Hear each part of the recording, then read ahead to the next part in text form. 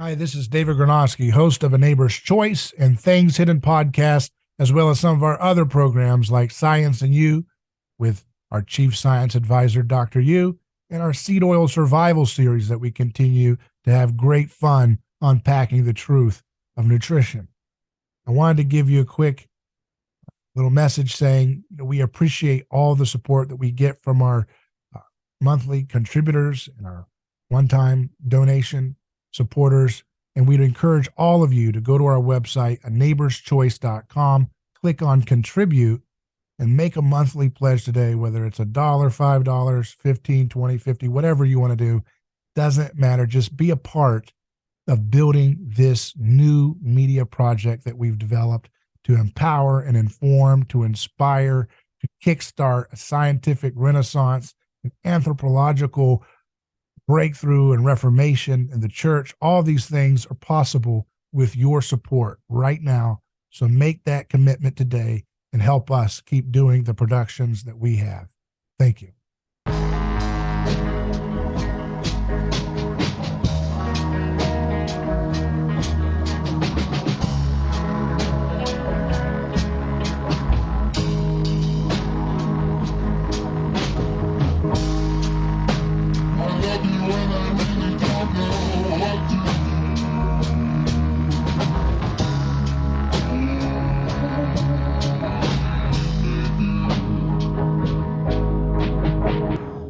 All right. This show has been this is one I've been looking forward to for a very long time. David, I said in the last show that I did, I mentioned that we were going to be having a conversation, and I said I think that if I remember back to, I have a memory of listening to a podcast of yours, and based on where I lived at the time, it must have been 4 years ago. So I've been following you for a long time, and since you were on uh, since you were on terrestrial radio. Since then, as I understand, you've left the terrestrial radio Yeah, for now. situation for now. What I think the majority of my audience already knows very well who you are, but for anyone who happens to not, give a little introduction and tell us who you are and what you're about, what you're working on. Well, I'm David Gornoski, and I try to focus on bringing back an understanding of anthropology, or bringing to, for the first time, in many cases, churches that have never really considered a proper anthropology of the Bible. And then I bring it into the future with, and I don't like the word Christian futurism.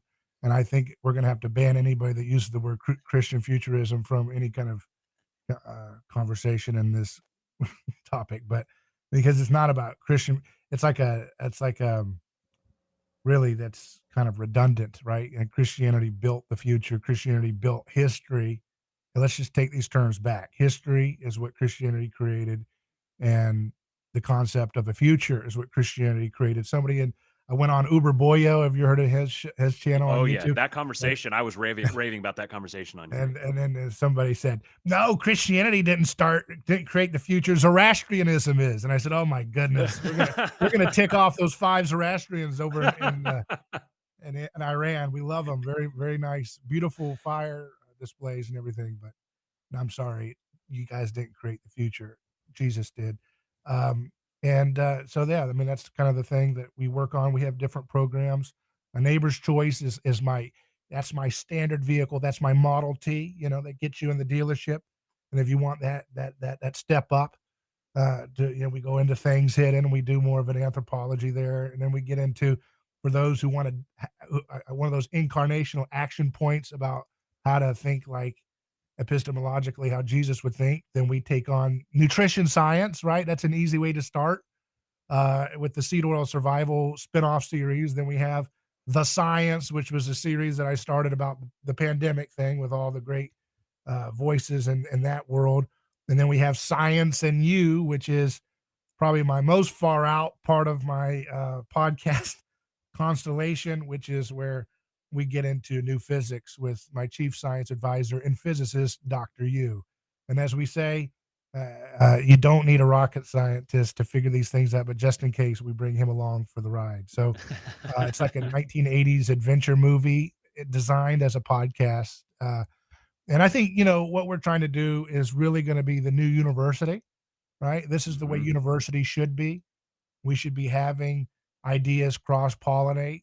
we should allow for free discourse, and it has to happen in the podcast world because we have failed to enact anthropological based incarnational action to the point where we now have to do these things in exiles on podcasts, which is fine.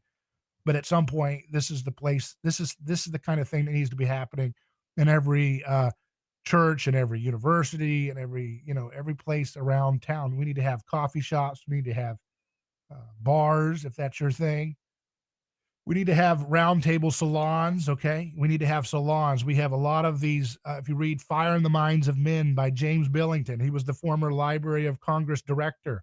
He documents firsthand primary sources on the origins of all these revolutionary movements like nationalism and socialism. He looks at them in Europe, and they're all being developed in the salons of the aristocrats. They're all being developed with occult themes behind it. And Christians need to have that same mindset. We need to be having salons. We need to be having salons about anthropology. We need to be having salons about what does the cornerstone mean. We need to be having all this stuff, hashing it out, and stop trying to be like my team is the best, and all we're going to do is talk about how great our team is. That's not going to work. Okay, there's plenty of Pharisees to go around. We don't need any more Pharisees. We need Mm. Christians now, right? We need incarnational people. They're not going to talk about how pure and wonderful their version of Christianity is. We need people who are willing to heal the nations. Baptizing the nations means bringing out and revealing the truth with action. If there's no action, you've got another ideology, you've got another fake religion. Christianity destroys those religions.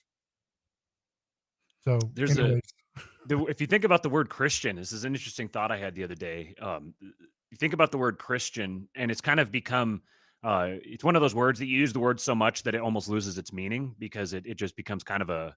I talk about on the show sometimes the distinction between mouth sounds and mind pictures. And when mhm, we communicate, what we're doing is I have a mind picture and I'm making a mouth sound to correspond to that mind picture to try to make you have the same mind picture.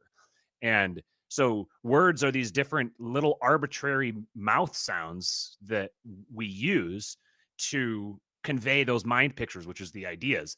So the idea of a Christian, originally Christians were known as followers of the way.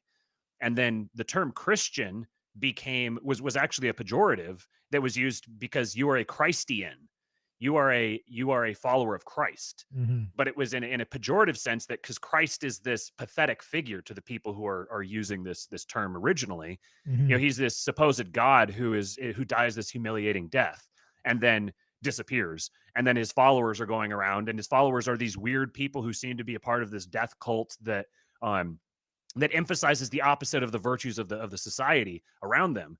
But our Christian has kind of become today, when we use the word Christian, when we use the mouth sound Christian, we're not conveying the idea of a Christian anymore. We're conveying the idea of a Christian Ian, where now being a Christian is acting like this kind of like a meme of what a Christian is versus being the actual living incarnational embodiment of Christ, being a Christian. So it's like you take that Christian word and substitute it for Christ, and now everyone's acting like a Christian. But what does it mean to be a Christian has gotten lost in all of that. right. Yeah, have you it reminds me of that, ancient graffiti, Alexmenos. Have you heard of that? No. Alexmenos graffito, where it's about Alex worshiping his god, and it was in ancient Rome. uh, Alexamenos Graffito. I hope I'm saying that, whatever. But it's in Latin, that's it. But it's a picture of this Christian. They were mocking him, the pagans, mocking him worship Jesus and the figure. It's this little crude graffiti that was found in the Roman walls, and it's Jesus has a donkey head, right? Which kind of Mm. shows you that's what pagans do, is they have to try to scandalize because Jesus was disrupting some of the differentiation of what their world was aware of in terms of what is power, what is good, what is evil, what is clean versus unclean. Different notions of pagan deity are disrupted, and so therefore a pagan's going to respond by trying to partially mythologize Jesus with a donkey head, right? Because he rode on a Mm. donkey, right? So that Hmm. becomes mythology. And then also there were the people of the donkey was in that area where he comes from in that ancient Israel. So it's interesting that the Canaanites were like pejoratively known as like donkey worshipers. Um, and then Jesus comes on a donkey, and then they try to mythologize Jesus as like a donkey, like an insult. like this is what a goofball that you would worship a donkey being crucified. You know, what a fool you are.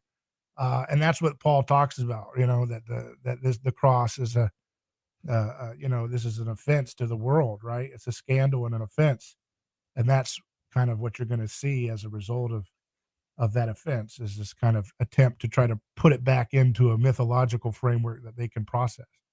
Because if you have a donkey, if you're someone who rides a donkey, it's because you're of too few means to have a horse, to ride a Right, horse. So right, there's kind of that latent, like, um, it's like a right. cosmopolitan. You're a backwards hillbilly that is simple, is has a very simple, unsophisticated view of the world. Yeah, yeah, yeah. And Right, that's yeah. I mean, and really, it's those who are owned by the crowd that have a simple worldview. right, Unfortunately, right. all we like sheep have gone astray, each into our own way, which is the joke, right? Because like a sheep, in some sense, if you're not aware that you're a sheep, then you think that you're going your own way, right?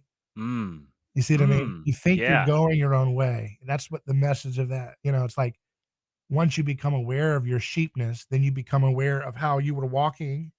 Even though you were moving your little hooves, it wasn't really you that was moving, it was the herd moving you towards a cliff or towards a wolf or towards destruction, right? And so, you know, that's the whole idea of leaving the 99 and going after the one, right? Is that encountering that has so many layers to it. The scapegoat, you know, the misfit, the one that's left, the one that's marginalized, the stone that's rejected, the sheep that's left behind. The shepherd goes for that one.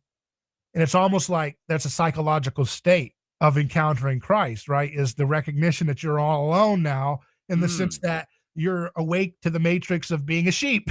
So the right. shepherd goes to save you in that state, right? That state of being the one left out of the 99, right?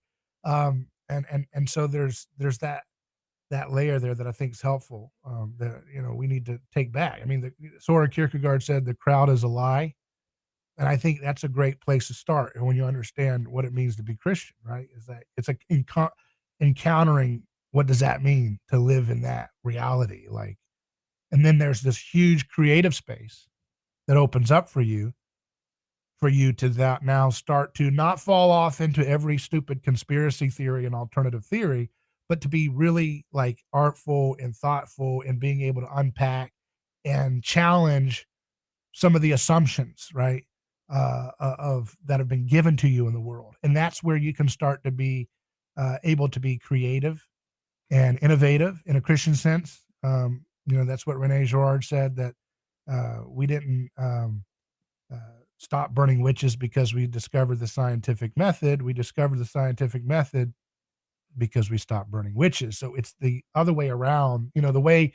we talk about the scientific method, it's as if it fell down from on high. It just fell down from the heavens. And the Enlightenment, were just all of a sudden, boom, you know, we had the religious wars, and then boom, all of a sudden from the heavens, reason came. That's not necessarily the case.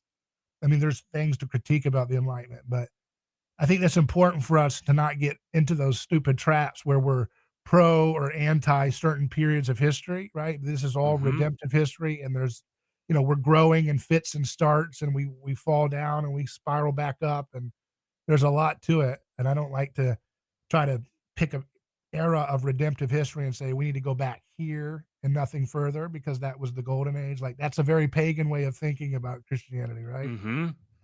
For whether we like it or not, Christianity is a future oriented reality. You know, it's a future oriented choice to choose to live in the present as as you said earlier, a down payment on the future, like a down payment on what's to come. You know, he starts off his first miracle that way in the miracle of Cana, where you know, usually you bring out the garbage wine, the box wine at the end of the wedding party when everybody's been sloshed, you know, and he brought out the best wine, you know, the best tasting wine at the end, which kind of shows where history is now going to be oriented in the kingdom of Christ, whereas the golden age was always in the past in the pagan world. So that's why you brought out the best wine at the beginning, and then it subsequently goes downhill from there until you're kicking people out of the wedding. Come on, get out. We have nothing but box wine. Let's go. Let's go. And Jesus doesn't do that. That's how pagan think. That's how pagan thinking goes, right? Let's go. Let's go. You know, we can't do this anymore. We got to go back. We can only go back through some kind of like sacrificial propitiation to let the gods know that we're sorry for being so ruckus or whatever the issue is. That's not how, Jesus is going to do it. He's going to go in a comedic pattern, which is the best is yet to come. History ends, it culminates in a wedding, and that's how comedies end, right? With a funny wedding at the end. So we're divine comedy is what we're all about, That's a perfect segue into. So I told you I planned to lead off the show here with a clip from a conversation that you had with my good friend Buck Johnson, and you segued into that perfectly. One of the things you've said in the past is to kind of set up this clip here. One of the things you said in the past is how the Bible begins in a garden and it ends in a city. Right. And I titled this the episode here, "Building the City of God in the Third Millennium," because something that you said in another recent podcast of yours was it was the one Jesus and the Cornerstone event. And you talked about what the cornerstone is, what the role the cornerstone plays, especially vis-a-vis the capstone and the symbolic meaning of the cornerstone and what it means for Christ to be the cornerstone. And in the email I sent you to try to set up the interview here, and then just before we went live, I was talking about how I began this show as a explicitly political. I saw myself as an explicitly political unit and viewed the world through a political lens, as an ANCAP kind of turning monarchist, largely through the influence of guys like Curtis Yarvin, or Mencius Moldbug more than Curtis Yarvin, if you catch my meaning. And as I was beginning this process, I began as I was going through this process, I was exposed to Orthodoxy, Eastern Orthodox Christianity. And it was primarily through Lord of Spirits, a podcast by Ancient Faith, that what drew my interest about that was, number one, the idea as the show was pitched to me by the people who shared it with me. They said, you're interested in metaphysics. Well, this is a really interesting look at Christian metaphysics that you've probably never encountered before growing up in the West, I spent the first 20 plus years of my life as a pretty devout Seventh-day Adventist. Which is a, relatively speaking, extremely young tradition. Were you vegetarian? And yes, yeah, for a large part of my life. I was not for the most part because my Tucker Goodrich, the keto friend of mine, the nutrition guy, he blames the Seventh-day Adventists for a lot of our nutrition. Harvey Kellogg. Yeah. Harvey Kellogg, when he invented cornflakes, the reason that he did it, one of his stated purposes for it was to stop children from masturbating, stop little boys from masturbating. He said they needed to eat cereal because bacon and eggs and steak was too sexually provocative. So it's very, Seventh-day Adventism is very, I mean, now it's just completely degenerating into postmodern progressive nonsense, but that's because it's always been a very conservative denomination that has these auspices of conservatism that's very legalistic, and that just falls apart without the true incarnational heart of Christ. But so you had this conversation with Buck recently, and it really got some gears turning for me, because I've been doing the show kind of off and on for the last year and a half after being very regular with it, because I find myself just not having anything to say. I don't know what. I'm trying to figure a lot of this stuff out for myself. I went through my process as a catechumen, and so then I just felt like I'm just not in a place to talk about a lot of these things. I need to be focused on other stuff. But I've had this passion burning for my perception of the absence of a particular message that needs to be out there. That's not strictly quote unquote Christian preaching. It's not just the kind of rote Western preaching of the gospel, standing on the street corner, talking about hellfire, and like there needs to be something there needs to be a positive message here, but I don't know exactly what that positive message is. And in this clip here that I'm going to play real quick, it's about a minute and a half, and I've got it on 1.25 speed, so it shouldn't take too long. In this clip here with Buck, you had a monologue that just has been embedded in my mind, and it's interesting that you said what you did about Rene Girard and talking about how we discovered the scientific method because we stopped burning witches, because you said that either in this clip or just before this clip. Yeah. So let me play this real quick, and then we'll riff off of it. Recognizing, right? So what I'm saying is there's so much work to be done in the world of atoms, and that Christians should be leading the way in that. They should be incarnating the truth of God. being able to think smarter like Jesus means being able to challenge sacred cows and then look for the things that actually work. René Girard says that we didn't stop burning witches because we discovered the scientific method. We discovered the scientific method because we stopped burning witches. But what that means is that Christianity is what reveals the emptiness of sacrifice. And when you start to lose your believability in sacrifice, you'll still keep doing it for a time, but it'll lose its ability to unify. It'll lose its ability to create cohesion and meaning. And when that happens, you start to look around and say, well, maybe something else caused this plague. Let's look at that growth on that dead body right there on the nose and see what that is. And then they say, well, how do we do that? Let's get a piece of glass. You start creating technology. Those technologies end up becoming used for a whole host of different things. Christianity is the place where technology comes. Christianity is the place where technology comes and heals people, not destroys and creates more opportunity for war. So Christians should be leading science. Christians should be healing cancer and all these diseases as down payments on their authority as given to them by Christ to be kings and priests of this world. That's what we should be doing. Our conservative political conferences should be talking about curing cancer. All right. So that was the that last sentence the idea of the working of signs and wonders as down payments on our authority as given to us by Christ to be kings and priests. That is the phrase that has just been going around in circles in my head ever since I heard you say that. Can you, so in the light of the current debate about technology, particularly AI, there's this kind of never-ending debate about technology is good, technology is evil, technology is good, technology is evil. It sounds to me like what you're saying here is that technology isn't good or evil. Technology is. The question is, how is it going to be used? And Christians have a sacred responsibility in the use of technology. And technology can be something as simple as a relationship. A relationship can be a form of technology. Language is a form of technology, all the way up to AI or a wheel loader or a crane. All of these things are different forms of technology. Elaborate for me on that idea. What is your vision for the role of Christians in society, particularly with respect to technology?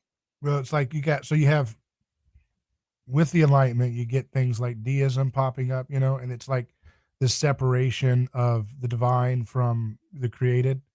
So it's trying to like roll back incarnational reality and make God like a distant father figure, which a lot of people in the Enlightenment grew up with. So it's in keeping of what they were experiencing. Theology is biography sometimes. And so, you've got this kind of separation of matter from spirit, and dualism is wrapped into that. And there's a lot of stuff that are wrapped into that. But, that's Descartes, I think, therefore I am. That's where you get this distinction between mind and body, and then spirit and material and things like that. And so that sets this thing in motion that decouples the material world from the spiritual world and the idea world. And we've been lost in that for a long time, I believe, and our theology reflect even the fact that we study the Bible with the first imprint. When you are told to read a Bible or wherever tradition you're from, I pick on all traditions. Okay. So I'm not going to do any tribalism stuff. I mean, I know, look, there's always a place to love your family, and it's okay to love your family, including your tradition too. But just to, there's always this kind of like, okay, we have this Bible, and what are we told about this book? Teaches us about what? God. Mm-hmm. All right. So we've already, Jesus said, "Son of God, Son of Man," right? Mm-hmm. So we've already not listened to what he said from the moment we present reading the Bible. Okay, this is what it means to be like, follow God. Tell me what to do. Tell me the rules. Tell me whatever the tradition is, or tell me the secret hermeneutic that allows me to pick the right team so I can say everybody else is wrong. You're already starting from a detached, disembodied Jesus, which is no Jesus at all. It's a wonder we've gotten this far in the first place with such a truncated view of Jesus. So we should look at the Bible as, what does this teach us about mankind? What does this teach us about relationships? What does this teach us about the way I have this feud with this guy from high school? That's what kids should be learning. You should be learning anthropology, mimetic theory to understand why is I have this big issue with this person? I can't stand them. Well, the Bible's there to teach you about that. So it reads you more than you read it.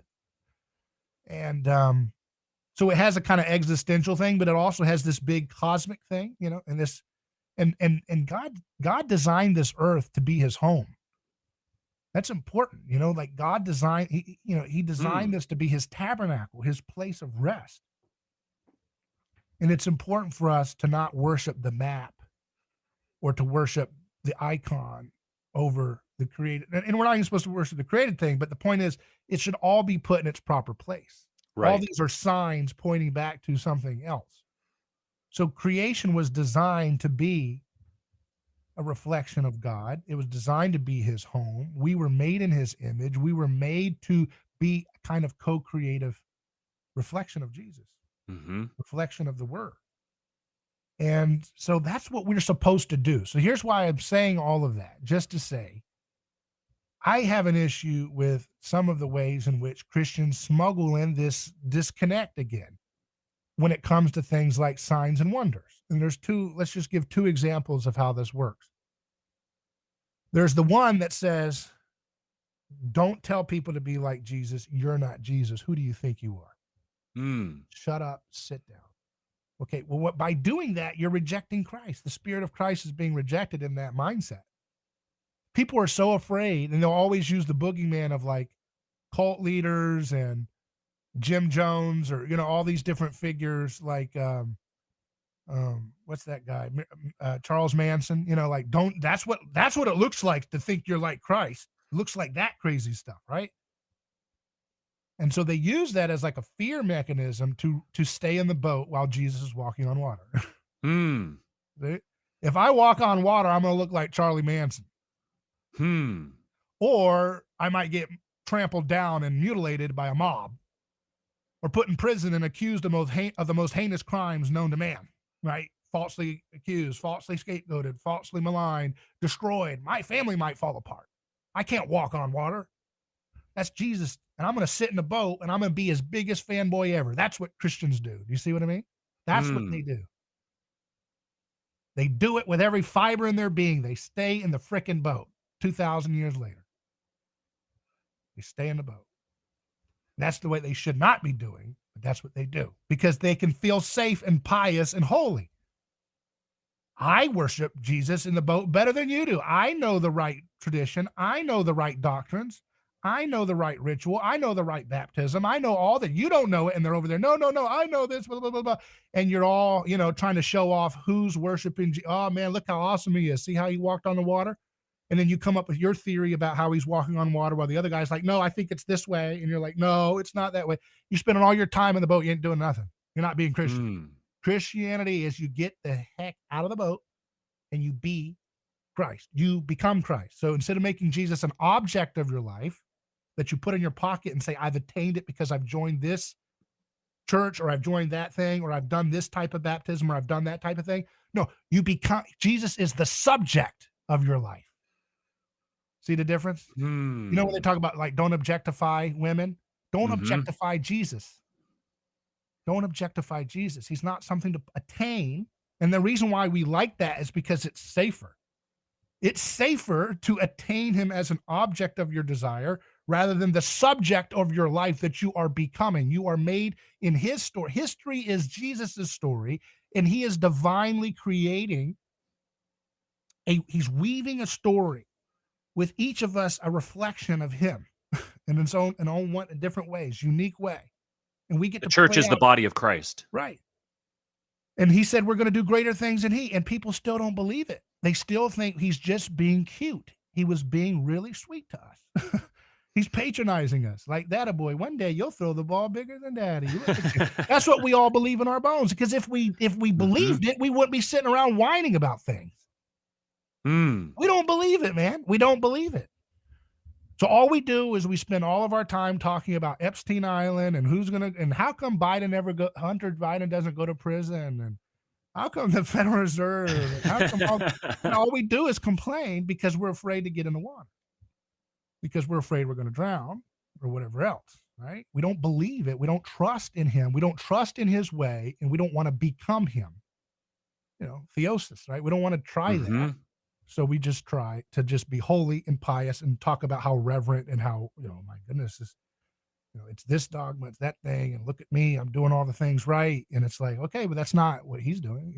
He's out there taming the wildness of reality. He's taming it. He's showing he owns it. He wants you to play in that world.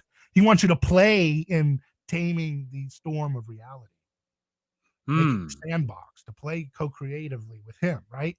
And so once you get that part, then you see how there's this mistake we make when we say that healing only comes through like. So this is where it's interesting, right? So let's get into the healing thing, because you asked about signs and healing, signs and wonder. So let's get into the healing part. Within that framework of this disconnect, started with this. Didn't start, but I'm trying to put an arbitrary marker in the history to kind of put a narrative to it.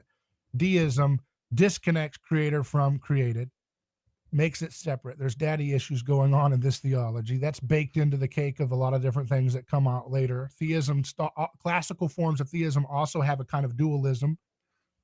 So there's errors there, but what does that do?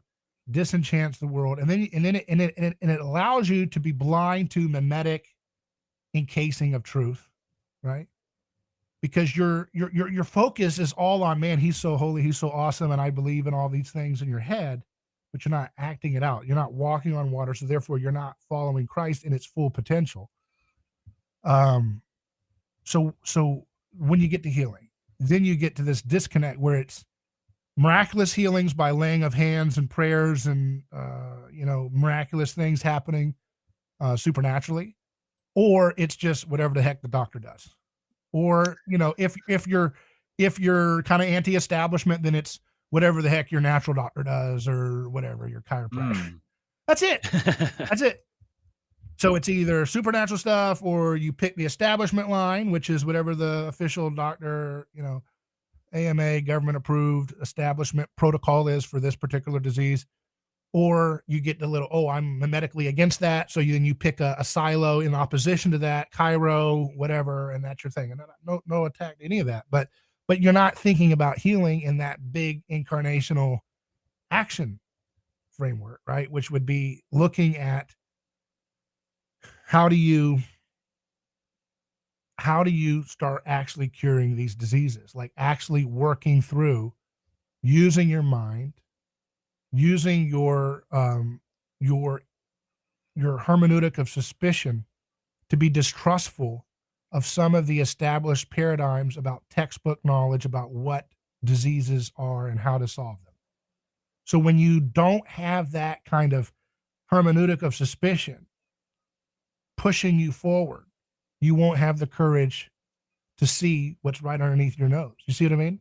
And that's what I'm trying to get you to see, is that Christianity is about learning how to look and see and act as Christ did in the world. Taking on the mind of Christ, renewing your mind, right? It's not about looking at him as an object in the text and then following certain protocols to show how right your thinking is. That's important. But it has to be anchored in what are you actually doing to enact a different frame of mind in which you can look at something that says, well, this is what we do for diabetes. It's X, Y, and Z that the government protocols and everybody goes through. Instead of saying, okay, what actually solves diabetes? Using your mind, using your suspicion of the established dogmas that are telling you where you're allowed to play and where you're not allowed to play, and saying, this is a stronghold. This is an example of sickness. This is an example of sin. This is an example of violence embedded in our system, creating distorted outcomes like false, fake solutions for diseases that have us in bondage for generations. See what I mean? So do you get what I mean? It's like, there is a place, of course, for supernatural divine healing, not taking that away.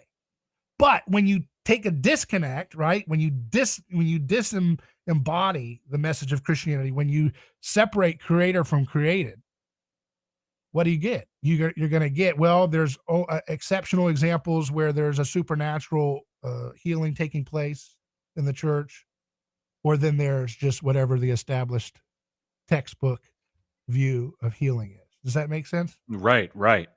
I've just finished reading I did a live reading series on the show here of Father Seraphim Rose's book Nihilism: The Root of the Revolution of the Modern Age.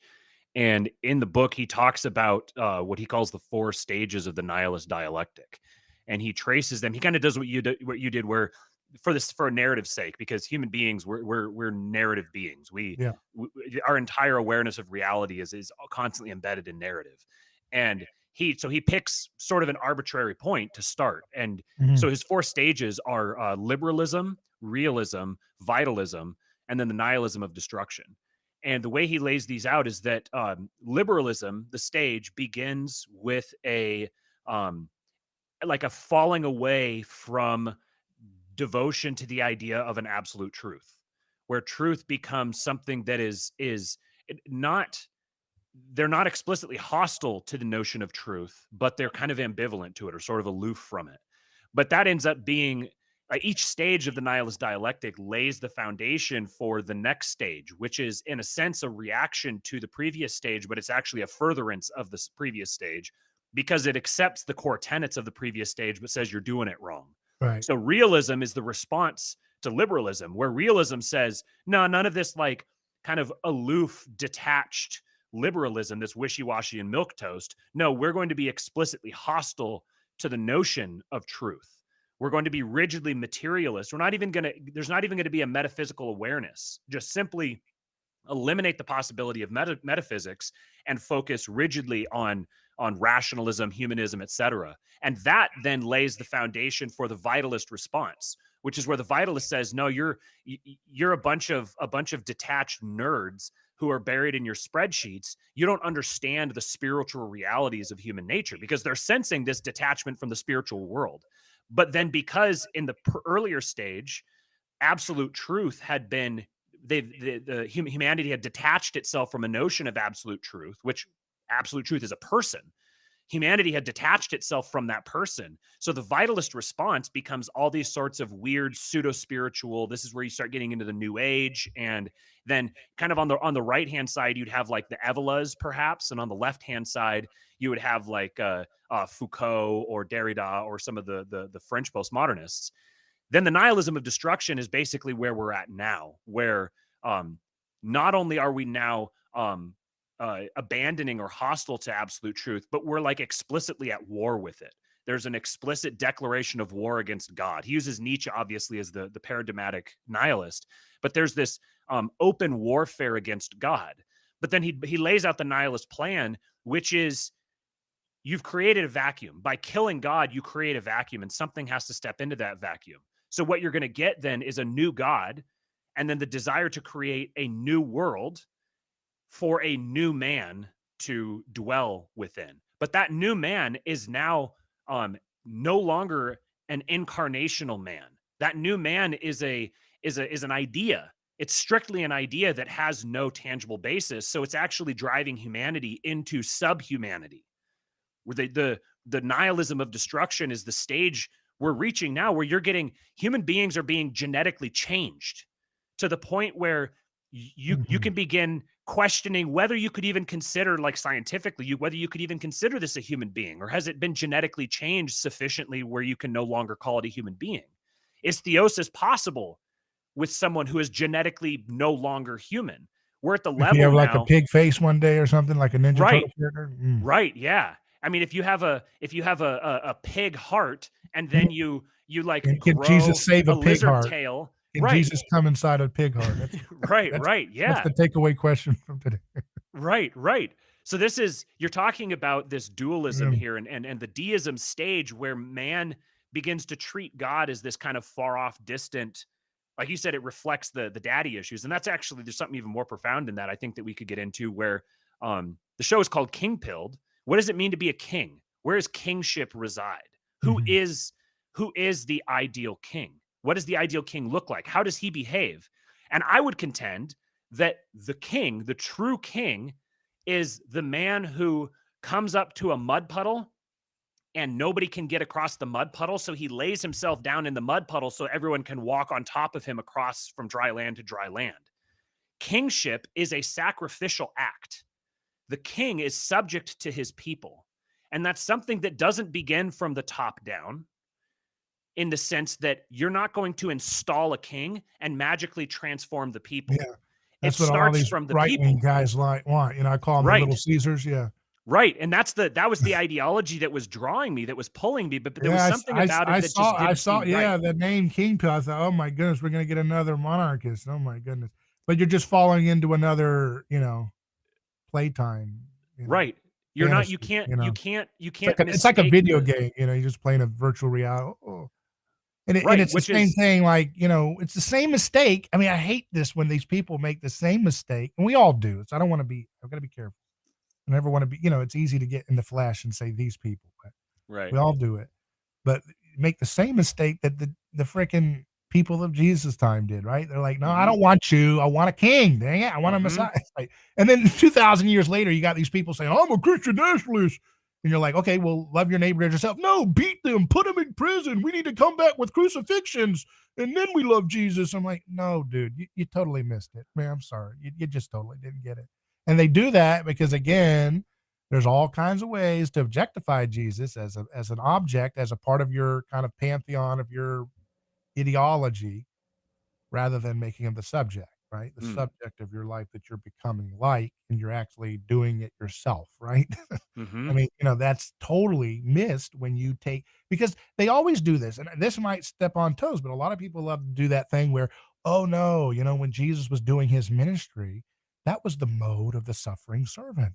But when he comes back, he's going to be Mm. like Macho Man Randy Savage with an elbow from the top. Bam! I told you I was trying to be nice the first time, and no, brother. All right, I had to do a wrestling thing because I know Buck or somebody asked for wrestling, so there we go. But that's what it is. Jesus tried. I'm coming in as a real nice guy the first time, and then I'm going to come in with an elbow drop just to show you what a punk you were for picking on such a nice guy. That's Christian theology in a nutshell, Mm. and the way people do it. Mhm. Because they can't handle the radicalness of Christ. They're terrified it's going to put them on the cross. That's what it's all about. And they Yep. want that postcard. I told you, they want the postcard Christianity where they put their face in the cutout of the cross at the carnival, and they get their photo and they say, look, look, I'm a Jesus Christian follower. Look at me. They don't want to they don't want to be on the cross. They want to get the photo. They want to have the postcard Christianity so they can make it look like they're with him, get all the social status of being an ally of victims, right? And that's on the right too. The right has plenty of allies and victims. They just don't use Mhm. that language because they're like, they're not honest with themselves, right? And so, That's been my big grievance with a little ironic here. That's been my big grievance with um uh, the the mentality that runs in a lot of the race realist circles, where it's turned into, you see these posters who 100% of their content is how white people have been victimized in all these different ways. And Mhm. to me, it doesn't matter whether that's true or false. All you're doing is just embodying the same thing that you've railed against in the people you see as your enemies. You're adopting this victimhood state where now I have been aggrieved. This is a fundamentally egoistic, prideful posture where I've been aggrieved. The world owes me. And the Christian message is the world doesn't owe you anything. You owe the world, quote unquote, everything. You to embody Christ is to pour yourself out for the world. It's interesting that there's all kinds of complicated debates about proper Christian theology, and I'm not um, uh, diminishing those. I think those have their place and they're great in it, and I'm forever indebted to the people who engage in them. But I think something that gets missed is people start having these really technical conversations about particular things regarding the nature of Christ, Yeah. for example, or the nature of the Trinity. I've had some of these on this show, and I think those conversations have their place and they're great. But if those are the only thing that people are seeing, they're Mhm. not seeing how this tangibly affects them. So if you have an improper understanding of the nature of Christ, you don't fully appreciate him being fully God and fully human. He is fully God and fully human. He didn't just take humanity as a skin to go, like your video game analogy. He didn't just take on the humanity skin so he could go beat the game and then take the skin off and go on and do something else. He is Mhm. human for all of eternity. Yeah, they He make him will a never divine stop being trickster. human. Yeah, that's like a Gnostic Yes. divine trickster god. And so then That's what the Islam. That's why inversion of that, Islam has they don't have a Trinitarian view of God, so they right? miss out and they create this caricature of Jesus where he pretended to die, or I don't know. I don't think he pretended. They thought he died, but he actually came off or something. They got him off the cross before he could die because only a loser would do that. Totally Yes, yeah, missed the exactly. point, you know. Oh, this is great. 2-Bit Podcast, he said there's a Wrestling with God podcast series that needs to happen, a pro wrestling / orthodoxy podcast series. That'd be very good. So when you have this view of Christ, that Christ is like 100% God, and then he put on a human skin so that he could go satisfy the wrath of God and kind of work this legal fiction to make us justified, even though we're not actually justified. It's just his justification imputed on us, but we're still the same thing. We're just like it's like his hand was there covering us up when the judgment was coming by. What happens from that then is that people's perspective on being Christian is, I'm 100% human and I need to put on the skin of God. I need to take it on as a skin so I can go play the video game and get to the end. So how do I take the skin of God? But Yeah. that's not what theosis is. Theosis is not you taking on God's skin. St. Athanasius said that God became man so that man might become God. There is another world after this one. We're proceeding toward another world. But it might look a lot like this one. Yes, exactly. There's this notion that It's not a cloud, probably. What's that? Probably not a cloud or something like that. Right. Yeah, and there's probably not on the flip side, there's probably not like a big cavernous flaming hole with a bunch of little demons with pitchforks, you know. Mm-hmm. It's the next world will be we're progressing into that world. We've been living in the end times since the time of Christ. We're in the end times. For 2,000 years, people have been in the end times. And I talked about coming from Seventh-day Adventism, where it's like a joke, isn't it? Yeah, it's like very an end time that never ends. Goodness. Yes. So Seventh-day Adventism is very eschatological. It's very obviously. You say scatological? No, eschatological. They usually probably make their own compost for their vegan diet. Sorry to pick on them. I love them. It's obviously it's in the name, the Advent. They're looking toward the Advent of Christ, and so then there's this. It's what drove me away. Really, is this complete arbitrary valuation of this life. That this life is a proving ground for the next life, but then you get this weird tension where this life doesn't matter. All that matters is the next one. So then we have to be really strictly legalistic and arbitrary about the specific checklist of duties that we're allowed to participate in this life. It's completely detached. There's this dualism again between this life and the next life. The reason I titled this episode "Building the City of God" is because you had this conversation. I think it was actually just a monologue about the cornerstone, what the cornerstone is. Mm-hmm. And I want to kind of draw out this analogy here of you said starting in a garden, ending in a city. Mm-hmm. And there's a very distinct Christian antipathy for technology, that technology is something to be avoided or something that is somehow that's not evil. Christianity. No, not at all. We're expected to use technology. So how does a Christian use technology to build the city of God? With the knowledge or understanding that this isn't some kind of a utopian, like our job is to exterminate all evil doing from the world, and then this world becomes the city of God. You know, it's like a kind of a Nietzschean, Ubermenchian sort of.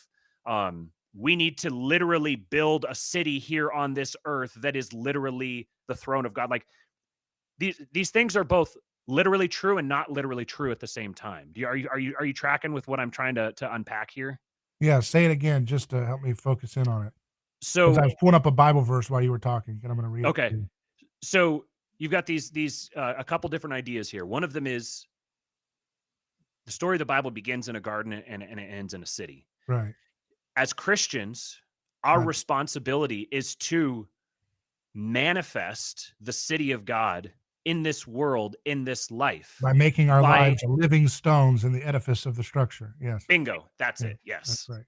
That's what Peter talks about, the little rock, right? Look at this. I wanted to share this. I like this from Acts 1:10 through 11. I don't know what translation it is, but I found it real fast. It says, they were looking intently up into the sky as he was going, when suddenly 2 dudes dressed in white stood beside them. Men of Galilee, they said, why do you stand here looking into the sky? This same Jesus who has been taken from you into heaven will come back in the same way you have seen him go into heaven. Hmm. They were up looking in the sky, disembodied from reality, right? He looks, let's get to work, right? You see what I mean? I mean, you Mm-hmm. just see it in the text everywhere when you look. This whole idea of like, why are you looking up in the sky for some Gnostic dualistic view of God? Which makes you wonder, I don't know, how does that actually look when he ascends? Maybe he, Mm-hmm. because if you think about it, the traditional understanding of him like floating up, and it's like, but that's not what he does. I don't know, man. It makes you wonder because it's like that's not typically how he does things. He doesn't do it in the tradition. That's kind of like here I come to save the day. And so it's almost like kind of a satire on that because they're all like looking up in the sky. Where in the world did he go? Is he back yet? They're up there looking up, and then some guys show up and they're like, "What are you doing?" Like he's coming back the same way he came in, which is through you. Your bodies. Get Mm. out there. Come on. He just said, if you have faith as a mustard seed, you can move mountains. Get on with it. Come on. Stop navel gazing, when you're Right. because when you get into your mind psychologically, that's a kind of up in the sky again, right? You're too heavenly Mm-hmm. minded for That's any earthly good, which isn't heavenly minded at all because the kingdom of God, right, is coming into earth. It's in breaking through us as mm, living stones, as you mentioned in history. right. We are. This is where I said it before. The church is the body of Christ. This isn't This isn't metaphorical language, or it's not strictly metaphorical language. Yeah. We are quite literally. We are His hands and feet. We are through Him embodying us. We are His body in this world. We are the way that He manifests in this world. It's interesting. This verse here being that the biblical authors when they wrote these texts. Now, Luke and Acts are much more scientific minded, sort of. They're more kind of like a more modern approach of like trying to strictly document the events exactly as they happened. Whereas other parts of the Bible are the way ancient people thought wasn't like I need to have my notepad here where I'm going to sit down and jot down. Bob raised his left arm and then he Mhm. took 3 steps forward. Yada yada. You touched on this, you can almost understand this in 2 senses where Jesus literally like up in the sky and they're standing here, necks craned back looking up after him. Or it could be understood sort of metaphorically where, if you understand heaven and earth are not 2 different realms. Yep. It's one realm that you perceive in 2 different Yeah, ways. that's it. So when he ascends into heaven, this is the way ancient people would talk about it. He ascends into the uncreated world that we can't naturally see.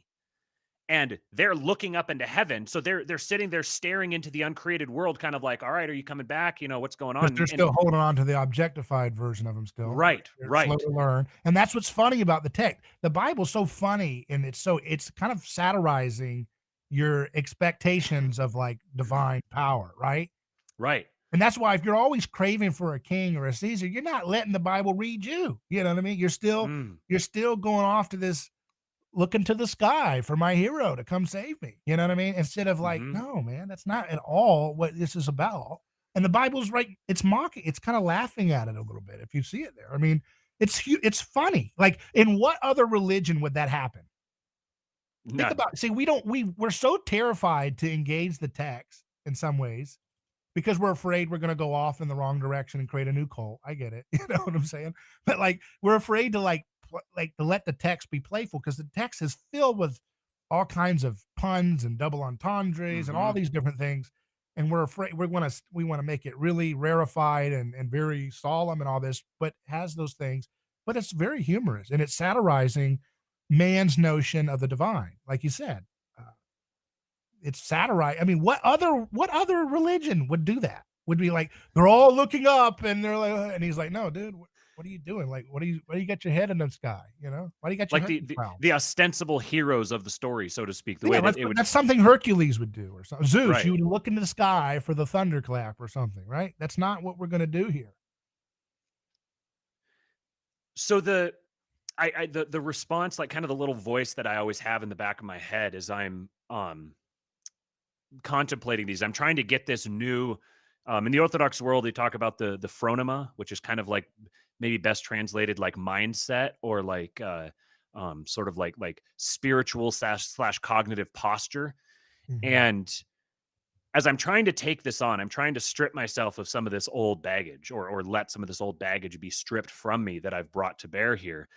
Um, One of the thoughts that I keep hearing, it's kind of like the critic that's sitting out there from like barking in from the peanut gallery, Mhm. is where do you draw the line between striving after I mean, let me set this up a different way.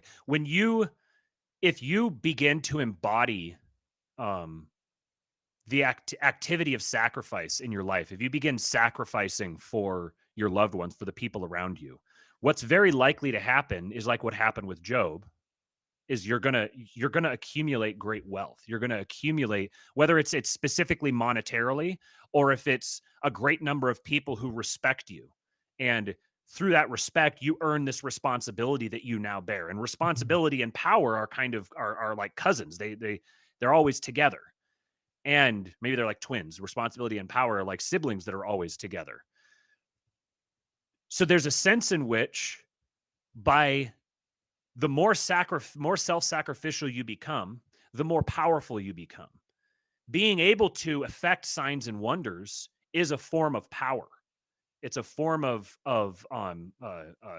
it's an activity that's Mhm. going to draw resources, affection, respect, all these sorts of things to you. So there's a sense in which we are called to strive after these types of things. Like, gaining resources is not a bad thing. Accumulating resources to yourself is not a bad thing. Mhm. Technologically innovating in a way that is going to make you wealthy is not inherently a bad thing.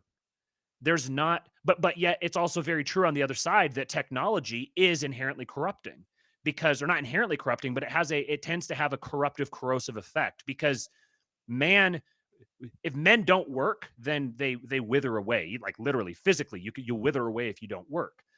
Technology is a force multiplier that that begins to minimize the amount of actual work you have to do in return for by leveraging the effort that you put out.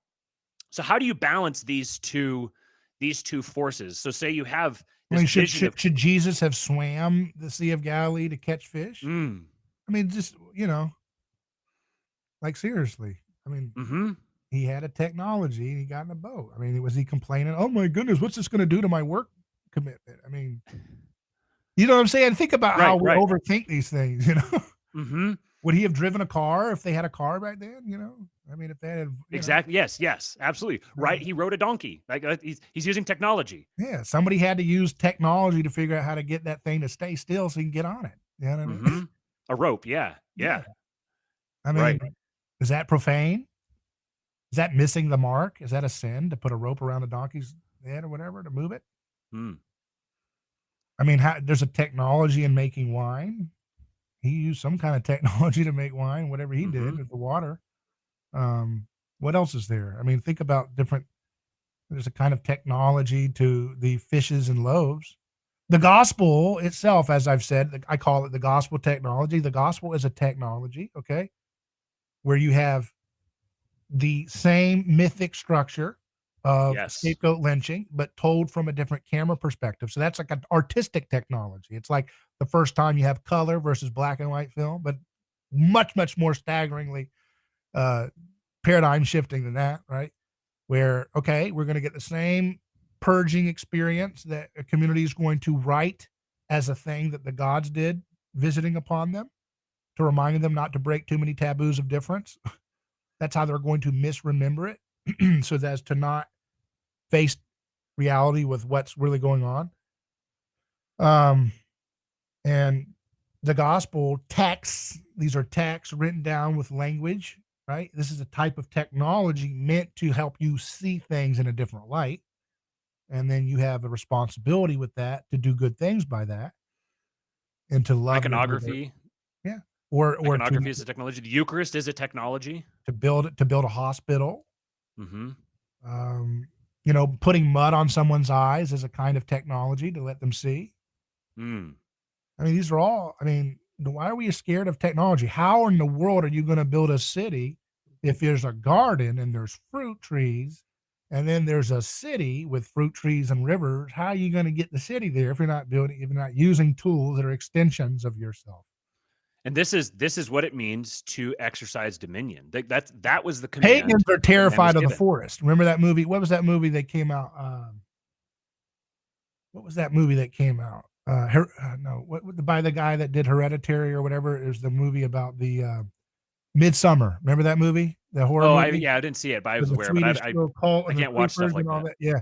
Well, I mean, they were terrified of the forest, and they got mad at him because he chopped, or one of them chopped down a tree or something. You don't do that. Pagans are terrified of nature. Christians Mm. are not terrified of nature. Mm.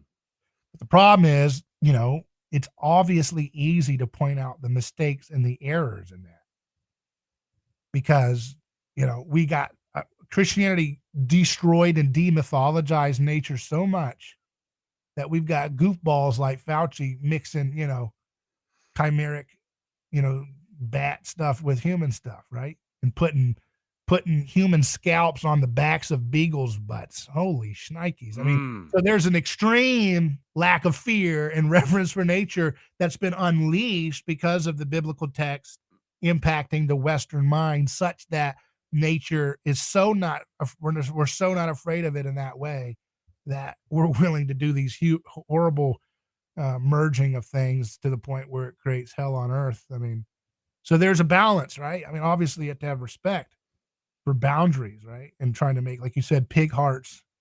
How's that going to work for our kosher Christian, Jewish Christians? My goodness. Mm. You know what I mean? Lord have mercy. Mm-hmm. I mean, can you imagine that? What is the dilemma of that? You're not allowed to eat pork. You had a heart attack. Doctor wakes you up and you got a pig heart. My God, am I going to heaven or not? You know, I'm not allowed to eat it. Right. I'm stuck with a pig heart to live. Doc, you got anything better for me? You know, couldn't you tell me to stop eating the seed oils, doctor? Right. Lord. Well, That's all. one thing that I don't remember if it was What's that guy's pig name from Looney Tunes? Porky Pig. Porky Pig. Yeah, we could Yeah. turn into Porky Pig. All I I need. don't remember. Tell me to stop eating seed oils. I don't remember if I heard it from you or if I heard it from someone else, but they said that that taking up your cross is like we have this another one of these things that's almost become meaningless because we've heard it so many times. That to take up your cross, people kind of interpret this as like the Jordan Peterson sort of interpretation of it is kind of like find the heaviest thing that you can lift. It's like it's taken as like a burden. This is your life burden that you get to carry. Well, that the heaviest thing that you can lift. Sounds like a Yo Mama joke, doesn't it? The heaviest thing that you can lift is the burden of the weight of the impending knowledge of your own death. To take up your cross is to embrace your own death. Because who carried a cross? The guy who was carrying the cross to the place where it was going to be mounted on a hill and he was going to be nailed to it and die. That's what it is to take up your cross. To take up your cross is to embrace your own death, to lose yourself, to lose sight of yourself. Not this individualism like the self is the center of all things and all that's real is me and everything else is fake or I can't even know if anything else is real. No, the only thing that you can know is that you are fake, that you are hollow, you are empty, and you must be diminished. You have to empty yourself rather than clinging to this pride. You let go of the pride. You nail it to the cross and you embrace your own death. If you've embraced your own death, you're not going to do something like get a pig heart installed in you because you just want to squeeze out another 8 years of meaningless existence. You're going to accept your death. Now is my time. I don't know. It's a wrestling with that because I know what you mean, and I think you're right. But I think we have to be careful with the word embracing death because death is an enemy to be defeated. I mean, it's swallowed up in hell. You know, at the end, death is thrown into the lake of fire too.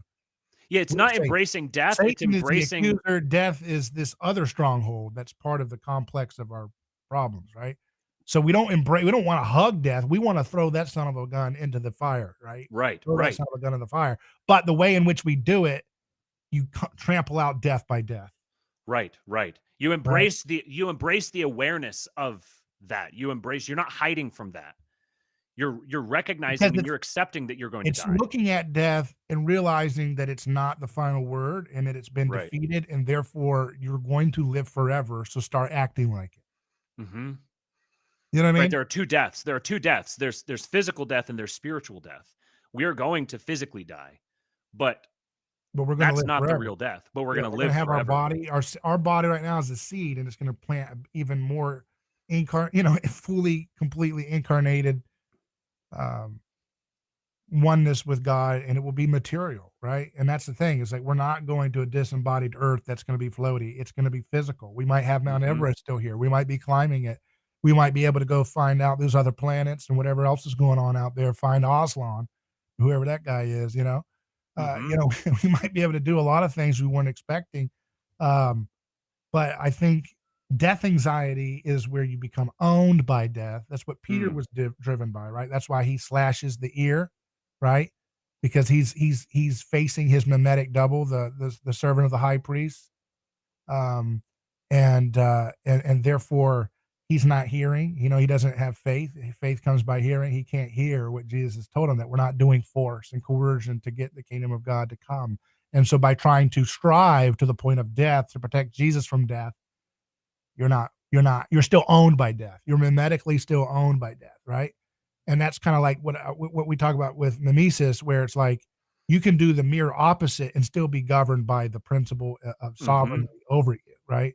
And so Mm-hmm. if you're don't kill him, don't kill him, well, you're still owned by death. You're afraid of it. You're fearful of it, and therefore you're staying in the boat. You're staying in the boat. Peter had the opportunity. He could have broken.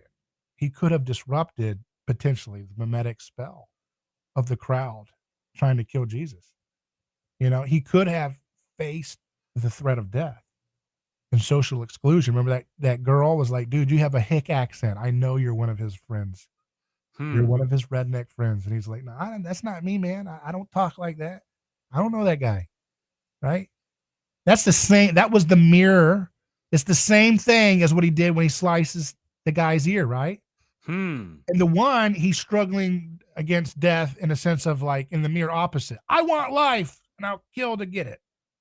Right. And then in the next Hmm. moment, he's like, I want life and I'll sell out his life to get it. He's still owned by the fear of death, and social exclusion is a kind of like a down payment, again, if you want to use that word, on physical death, because to be socially alienated is to be in a living death, right? Just ask people in solitary confinement right now what that's like, right? That's hell on earth. It's what Jesus experienced, right, on the cross. Peter didn't want to experience that. He was melted over a girl. A girl called him out. And he's like, I don't have that country accent. That's not me. You know? Hmm. There's a truth in there that really just stood out to me, that um you talked about this tendency to otherize, to point the finger at it's his fault. It's all these people, nobody else is as good a Christian as I am. If everyone else is as good of a Christian as I am, then all these problems wouldn't be problems. When in reality, the presence of death in the world, the rise of the spirit of Antichrist, the presence of evil in the world is no, God didn't bring evil into the world. Man brought evil into the world. And the presence of evil and the advance of the spirit of Antichrist is a judgment on the church. Mhm. It's the weakness of the church, that the church is allowing this. And God is allowing the church to allow this because he is through Christ, he's permanently wedded to us. He's permanently married to us. But he's respecting our will. And our will, if our will is going to lead into destruction, then he's going to allow that to happen. But he's also going to set the path for us that we can take to bring ourselves and bring our loved ones back from destruction. And you mentioned earlier how this deistic, you said, what is it? You said that theology is biology, that this Mhm. this Or deistic, biography, yeah, yeah. or biography, yeah, that this part of the reason why deism became so fashionable is, and the same reason why communism is always like it's always an ideology of the aristocrats, who are all these wealthy people who distinctly recognize their own insufficiency, that they don't deserve all of this wealth. So they have Mhm. to jigger some kind of an ideology that says, actually, no, we're actually the smartest and the most brilliant, and everyone else, if they were like us, then all would be well. The deism was born out of, in the lives of these individual men, absentee fathers. And today there's this crisis of fatherhood. There's this crisis of masculinity that people talk about. There's toxic masculinity, all these other different things. But in the same way that the church betraying its own responsibilities allows for the spread of evil and death, men betraying their responsibilities allows for the spread of what's perceived as the errors of women. But women follow men. This is a natural biological reality. Mhm. If the women are degenerating collectively, it's because the men have degenerated collectively. If the men are bearing their responsibility, if the men are carrying their crosses, if they're nailing themselves to the cross, then the women are going to follow. The women are going to be drawn to them, and they're going to follow with them. So when we talk about these deficits in, Peter Thiel's his comment about us stagnating in the realm of atoms and Yeah. advancing so far in the realm of bits, I think there's a really interesting masculine feminine element at work there, where you think about when the stagnation really began, like the 60s, the 70s. This is right about the same time that the distinct feminization of men began as well. And if we're going to not go back, but move forward into an age in this third millennium where the church takes the forefront again of science and innovation and technology and healing diseases, exploring the world, understanding the world around us, understanding the garden that we've been placed in, and then building this city of God, it's going to start with men. It's going to have to start with men. So what does it mean then? Use the analogy of the cornerstone, becoming the cornerstone. How is Christ the cornerstone? And then how do men embody Christ in becoming the stones that form the walls of the city of God? Yeah, that's a good question. I want to put out something I've thought about on that issue of feminine and masculine. I think that um this is something I've thought about and played with, and I'll share it with you. um I think that Earth is kind of like feminine, right? Mother And Earth. so, yeah, in the sense of like an archetypal kind of a feminine, God incarnates Earth. Mm-hmm. And so I have this kind of running theory in my head in terms, and I'm always talking about different radical technologies that people think, what's that? I never heard of that. And I look at these things. I like studying strange, oddball people doing weird physics experiments and things like that. And I have noticed a pattern that it seems as if we have become overly masculine in the way in roughhousing Earth and the way we Hmm. explore technologies. And watch this, and it corresponds with a kind of feminine, emasculated society. So we got to get Mm-hmm. that in balance again. So if we learn to romance nature, this is a good one. I get excited because this is crazy stuff. That's the fun stuff. If we learn to romance nature and the way we produce energy, and be delicate and feminine and graceful, and be more feminine in the way we approach and harness nature, it reorders back to a masculine social order where there's boundaries and differentiation respected without violence. And so what that means is if you're so fixated on the combustion engine that you haven't thought about magnetic fields, gently creating low temperature nuclear energy without blowing things up, you could just use magnetic fields that are in nature to create. And I'm not going to do it justice. I'll let Dr. Yu explain it. Then maybe we need to move away from blow things up to get energy.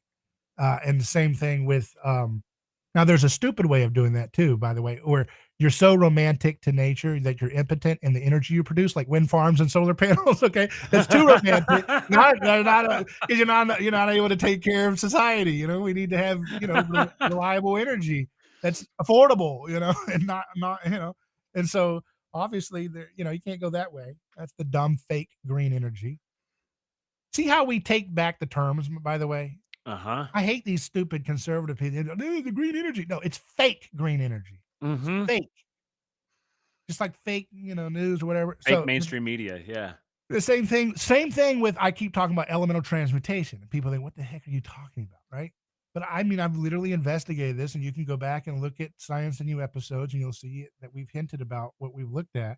But there's this evidence that you can take microwave fields, which are a type of magnetic field, and you can use relatively lower temperatures to actually gently cajole one element into another element. Now, you're not supposed to, oh my goodness, scary demons are coming out. Oh my goodness. Oh, no. That's pagan. Sorry, we're not thinking Right. like pagans.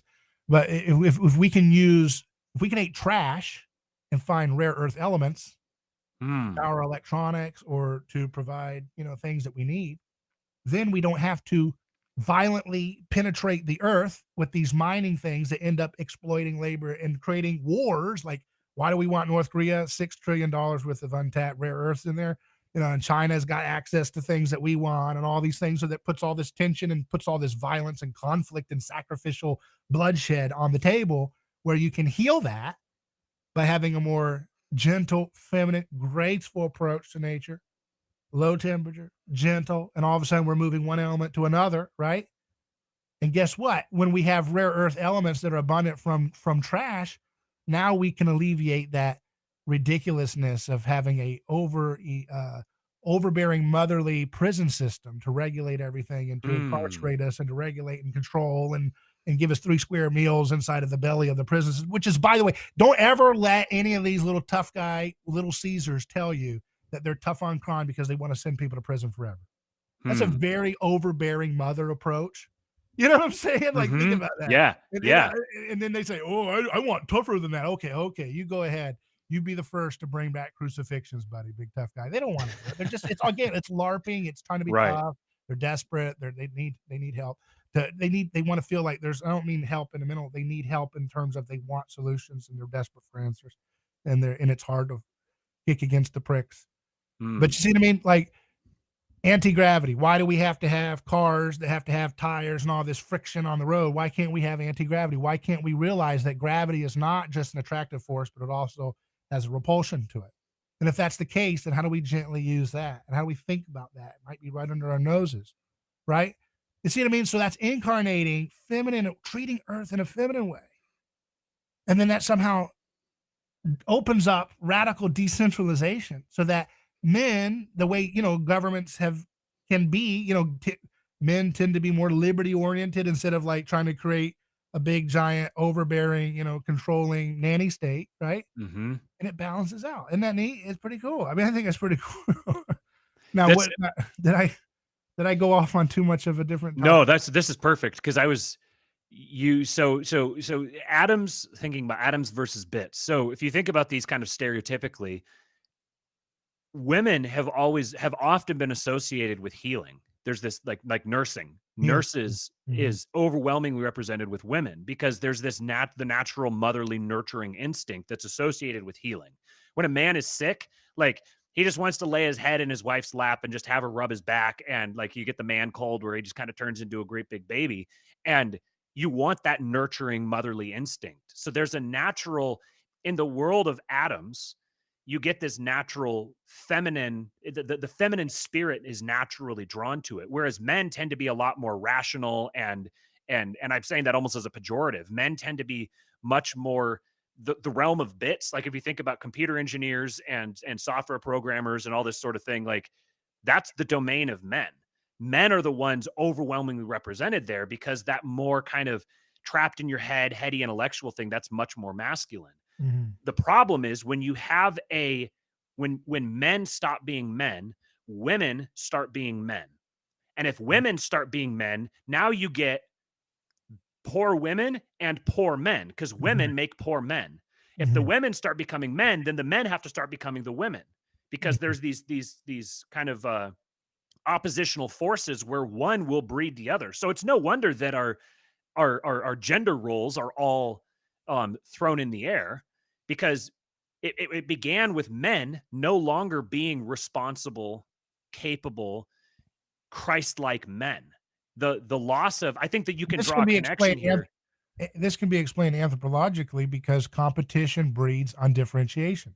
And Yes. that's why ancient societies had strict prohibitions and taboos to keep their hierarchies in place, because the only resolution they had, if you had runaway competition, was a type of sacrificial controlled act of violence, right?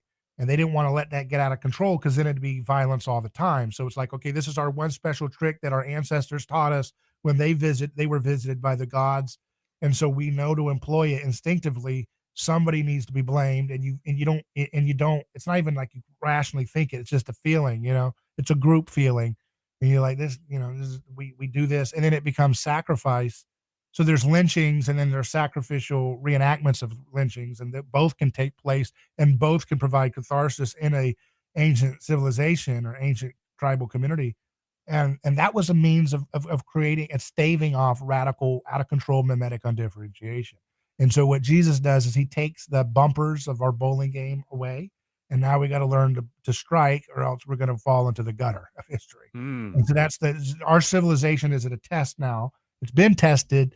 And the question is, are we going to be found wanting or not? Are we going to learn to bowl and strike like an adult, or are we so dependent on sacrificial violence, which is being completely destroyed rapidly because technology is one of those is a type of Christian technology that allows humanity to see itself in more and more grotesque ways. And the more you see yourself in more and more grotesque ways, the more you're repulsed, and then you try to double down with another narrative, flimsy as it can be, to create that kind of transcendence and otherize somebody else. But it keeps failing, and it keeps failing, and it creates schism after schism after schism.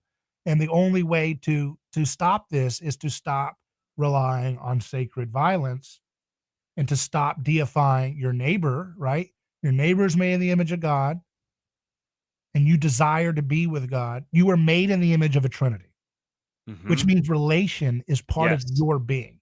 Yes. Which means you're always, if you're not careful, going to have a tendency to deify the other. That's what I'm explaining the theology of mimesis right now, right? You deify the other. My career's not going right, but theirs is. Something's not right. I'm not getting my just desserts or whatever in life.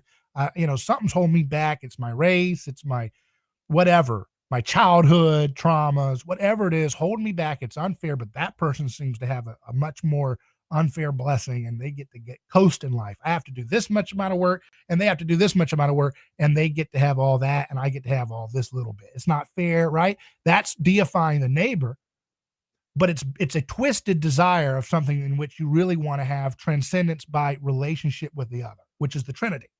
So when you misplace that into worship of the creation rather than worship of the creator, then you get into this kind of mimetic repulsion and attraction, which is what we call mimetic rivalry. And again, what Christianity does is that it starts to show how some forms of hierarchy and some types of differentiation are violent and unfair, right? And what the left does, what wokeism and that's just the latest fundamentalist version of what was political correctness before that and something else before that. The left is basically saying, well, differentiation itself is violent because it can be the occasion for scapegoating, right? So when you are in a primordial sense, everybody's stressed out. I'm talking, it's ancient society times. We haven't had rain in a long time. You're getting stressed, and I'm getting stressed, and you and I are starting to have friction. We used to get along. Now we're having problems. And it's much easier for us to point at the little dwarf who's 3 foot tall and say, that guy, why is he so abnormally small? It may be the gods hate him, and he's brought that curse into our community. And so, because might makes right, that kind of framework is implicit in that kind of pagan way. You say, get rid of that guy. That guy brought in the wrath of the gods, and you put him on a pole or whatever, and you throw him off of a cliff. That's horrible, but that's what people do. And in that visceral reality of watching someone die and killing them with your neighbor that you and I hated each other, and now we get along. That's such a rapid emotional, spiritual transition. Boom. Such a relief. that it gives you the sense of shared transcendence, which is a false form of the shared transcendence of Trinitarian relationality. Does that make sense? That's the Yes. Satan. That's the Satan. That's why Jesus said, "Behold, I see Satan fall like lightning," because that framework was considered to be divine, and then God destroyed it. And it fell like Mm. lightning to the earth, and now we know it as the accuser. Now we know it as the false religion that we're all tempted by to this day. We do this in every type of way you can imagine. We do it, you go to a high school reunion and everybody's kind of shy and whatever, and you break the ice because you remember stories that are making fun of a friend that, everybody laughed at. That's a Yeah. proto scapegoating catharsis. You're building rapport by, kind of at the expense of somebody else. Right? The stone the builders rejected has become the cornerstone. But in so doing, right, what happens is now the revenge of the nerds is taking place, right? Now the people who are the butt of the jokes are now taking over the world, right? Ah. But they will too create more blowback in the form of these little guys that get on there with Bronze Age purple. Now we're the victims because we work out. That's they're gonna try to do the same stupid cycle, eternal return stupidity, totally owned by the crowd, totally owned by the fake sacred, totally religious, totally missing the boat. You know what I mean? If you think about what is masculinity and what is femininity, masculinity is that which gives, and femininity is that which receives. There's a old joke about how a woman will take whatever you give her and give it back to you like tenfold. So if if you give her seed, she'll give you a child. If you give her a house, she'll make it a home. And if you give her bullshit, then she's going to give you a mountain of crap back. Um, but that it's getting at that idea that the masculine perspective is that which gives, that which pours out. Christ, we are the bride of the church. With respect to or we are the bride of Christ. With respect to Christ, the church is feminine because Right? we That's right. receive from Yeah. him. He gives to us. Yeah. But then Just with like respect Mary, to the right, world, is the womb, right, for right, incarnation to take place, and right, earth. These are I right. mean, archetypes have some Yes. play here. I mean, I like to focus more on, uh, the anthropology, but archetypes have there's a lot of truth to it, using those patterns, Right. Like Because then even with somebody told respect, me about like Little Mermaid. I mean, I haven't seen that new movie or whatever, but the idea of the earth, the ocean being like the belly of the earth, right? It's at the bottom Mhm. of the earth, and that's where mermaid, that's feminine. And then the guy on the ship, he's from the land, that's the mind, that's Mm. heaven and earth coming together, right? And that like and bringing, legs is like, incarnational reality happening where you're, you know, the technology, boats, right? You know what I mean? Right. Nature being brought into the city, right? Right. Nature to, Right. garden to city, Because then earth. the church is the um with respect to to the rest of the world, the church is masculine because the church is giving to the world. You give Mhm, to the world, whether you're giving in the like donational like charity sense, right. or whether you're giving of yourself. You're sacrificing yourself for the world. Right. And I think it's not a coincidence then in that model that the church is constructed visibly as a hierarchy of men because the Mhm, church has the masculine role with respect to the rest of the world. mhm. This, yeah, the way that the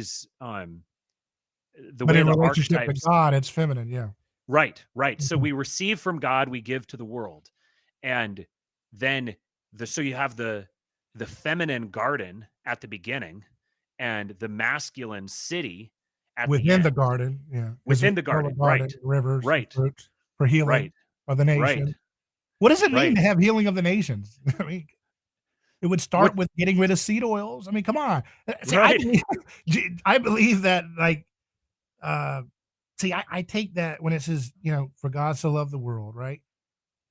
I believe that Jesus is saving the world. Hmm. I don't have a defeatist mindset. I Are think you that's a familiar with the poison. recapitulation theory of atonement? I mean, I've heard of it. What is it in your Most simply, it's essentially that is it to try to put it in a Athanasius or nutshell, what is that? Athanasius, and I think the first person who was it Irenaeus, I think, was one of the first people to really he might have been the first one to use the term. I think it was Irenaeus. Someone in the comments is gonna yell at me for not getting it right.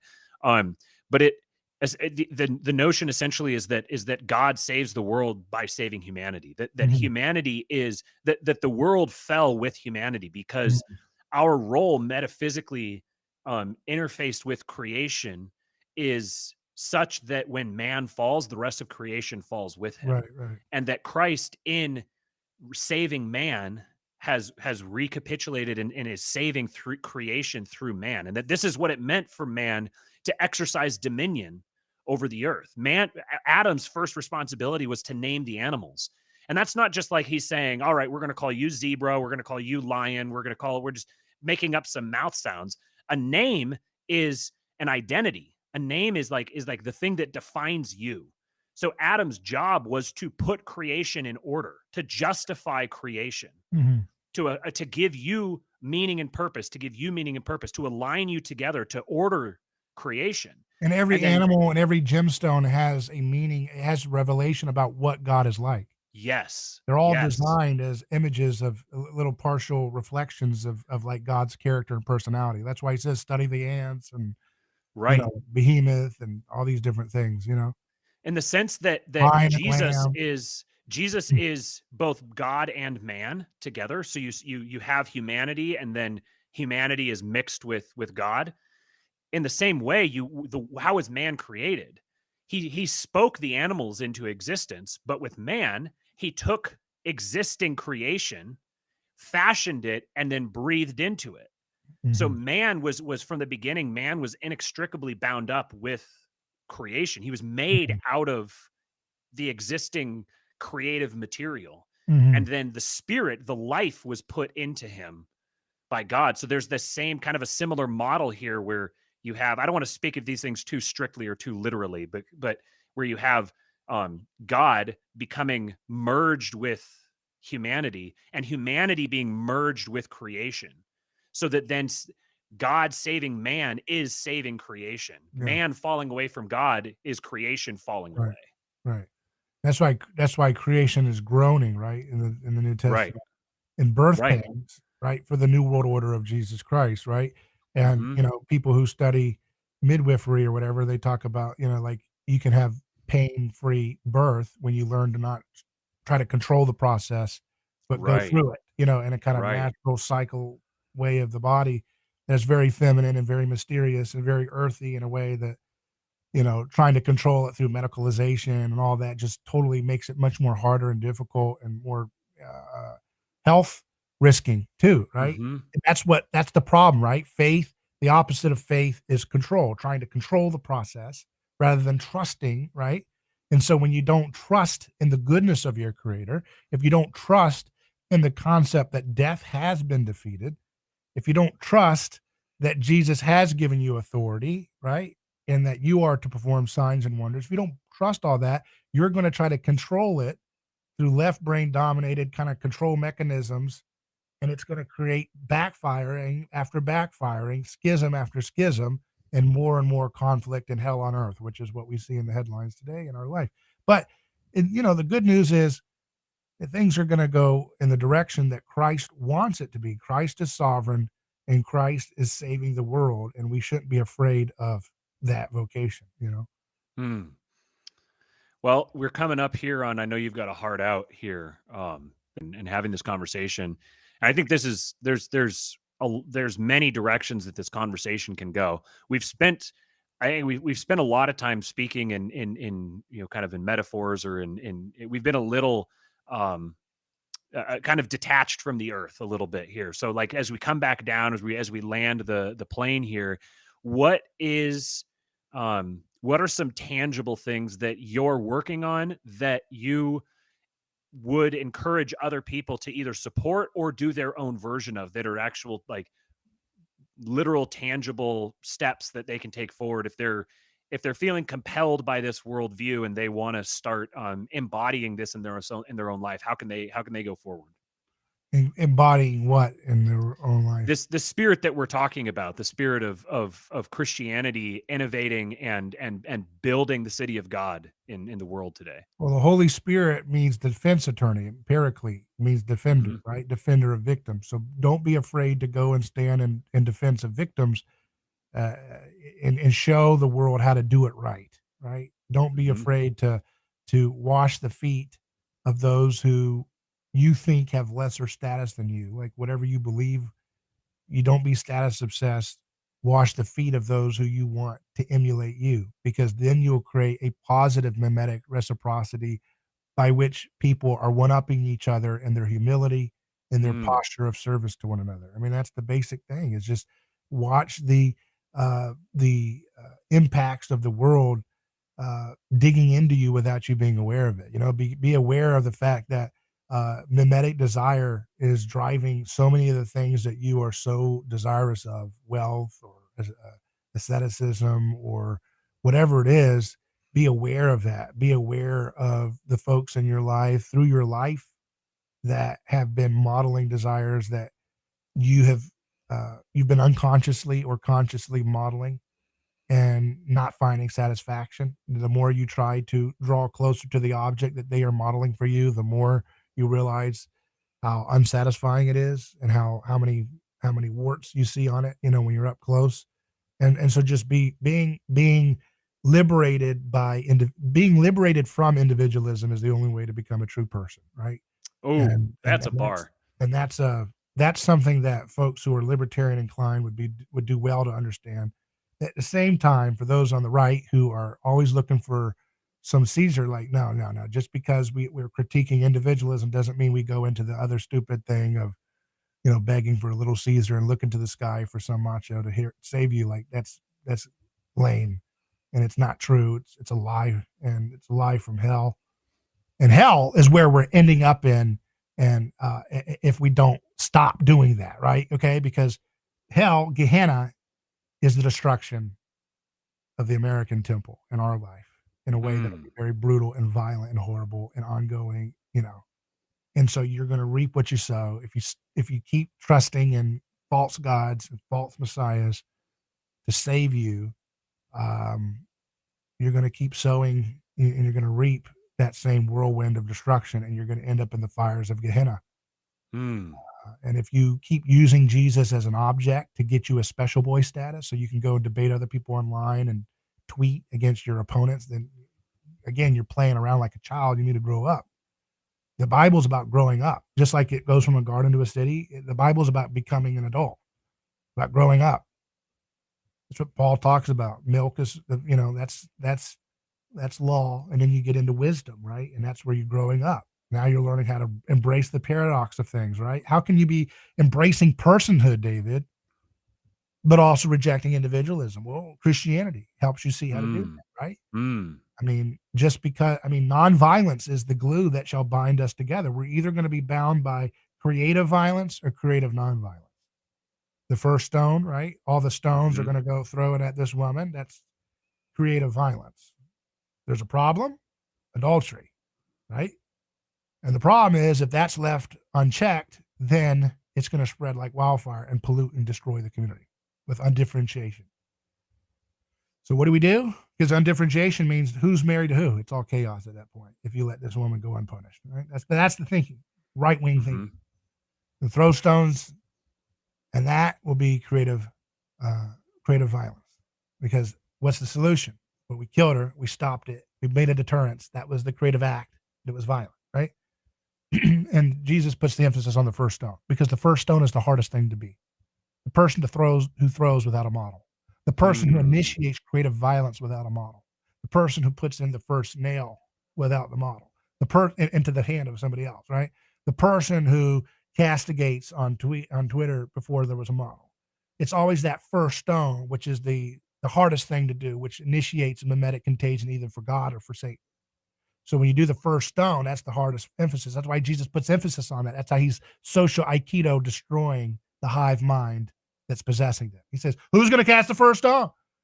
Now he's breaking their groupthink. He's breaking their collectivism. He's getting them to think, okay, Mm. who is it going to be? Is it going to be me or Bob? Because I know Bob's a bit of a hellion.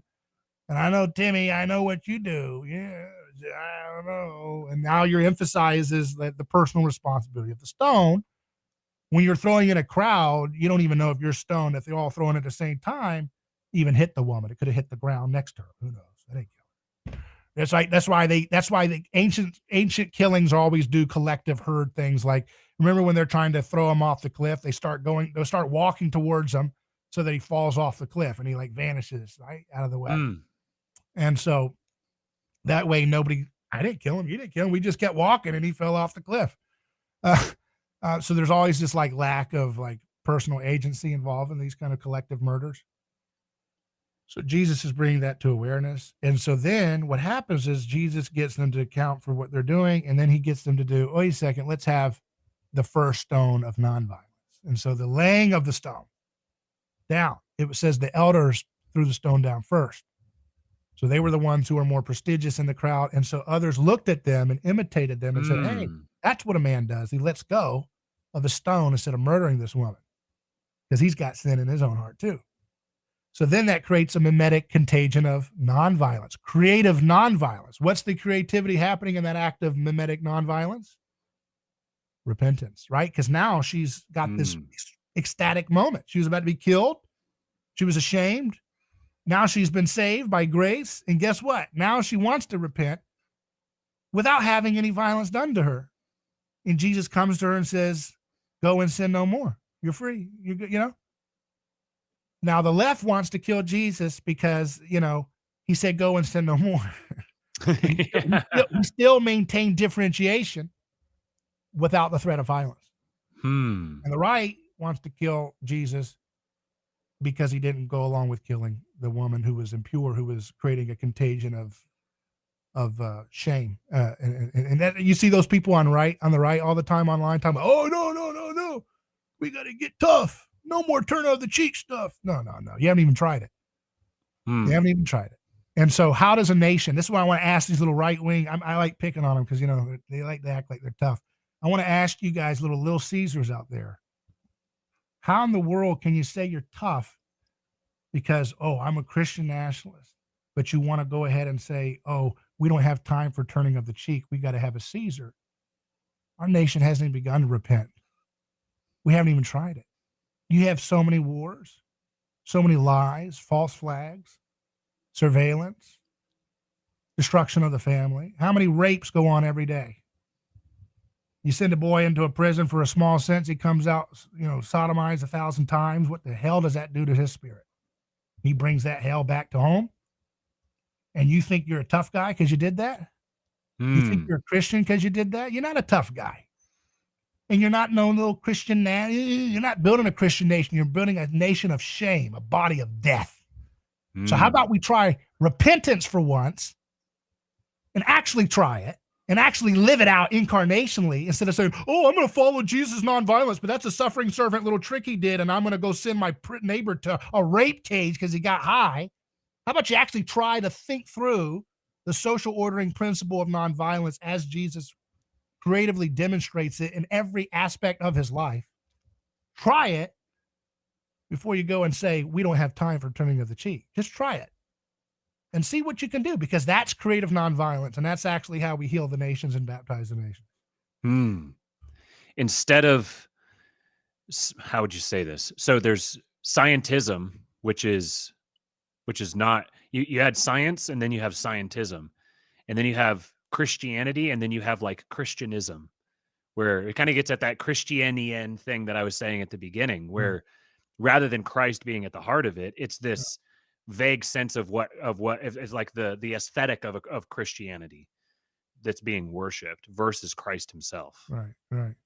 Yeah, it's like a talisman. It's like an ancient talisman they found, and they keep it and they lug it around whenever they're traveling. You know, they put it in the back of their car. This is a secret talisman. It's called Christianity. Ooh, I got it. You don't have it. It's like, okay, buddy, go ahead, pagan.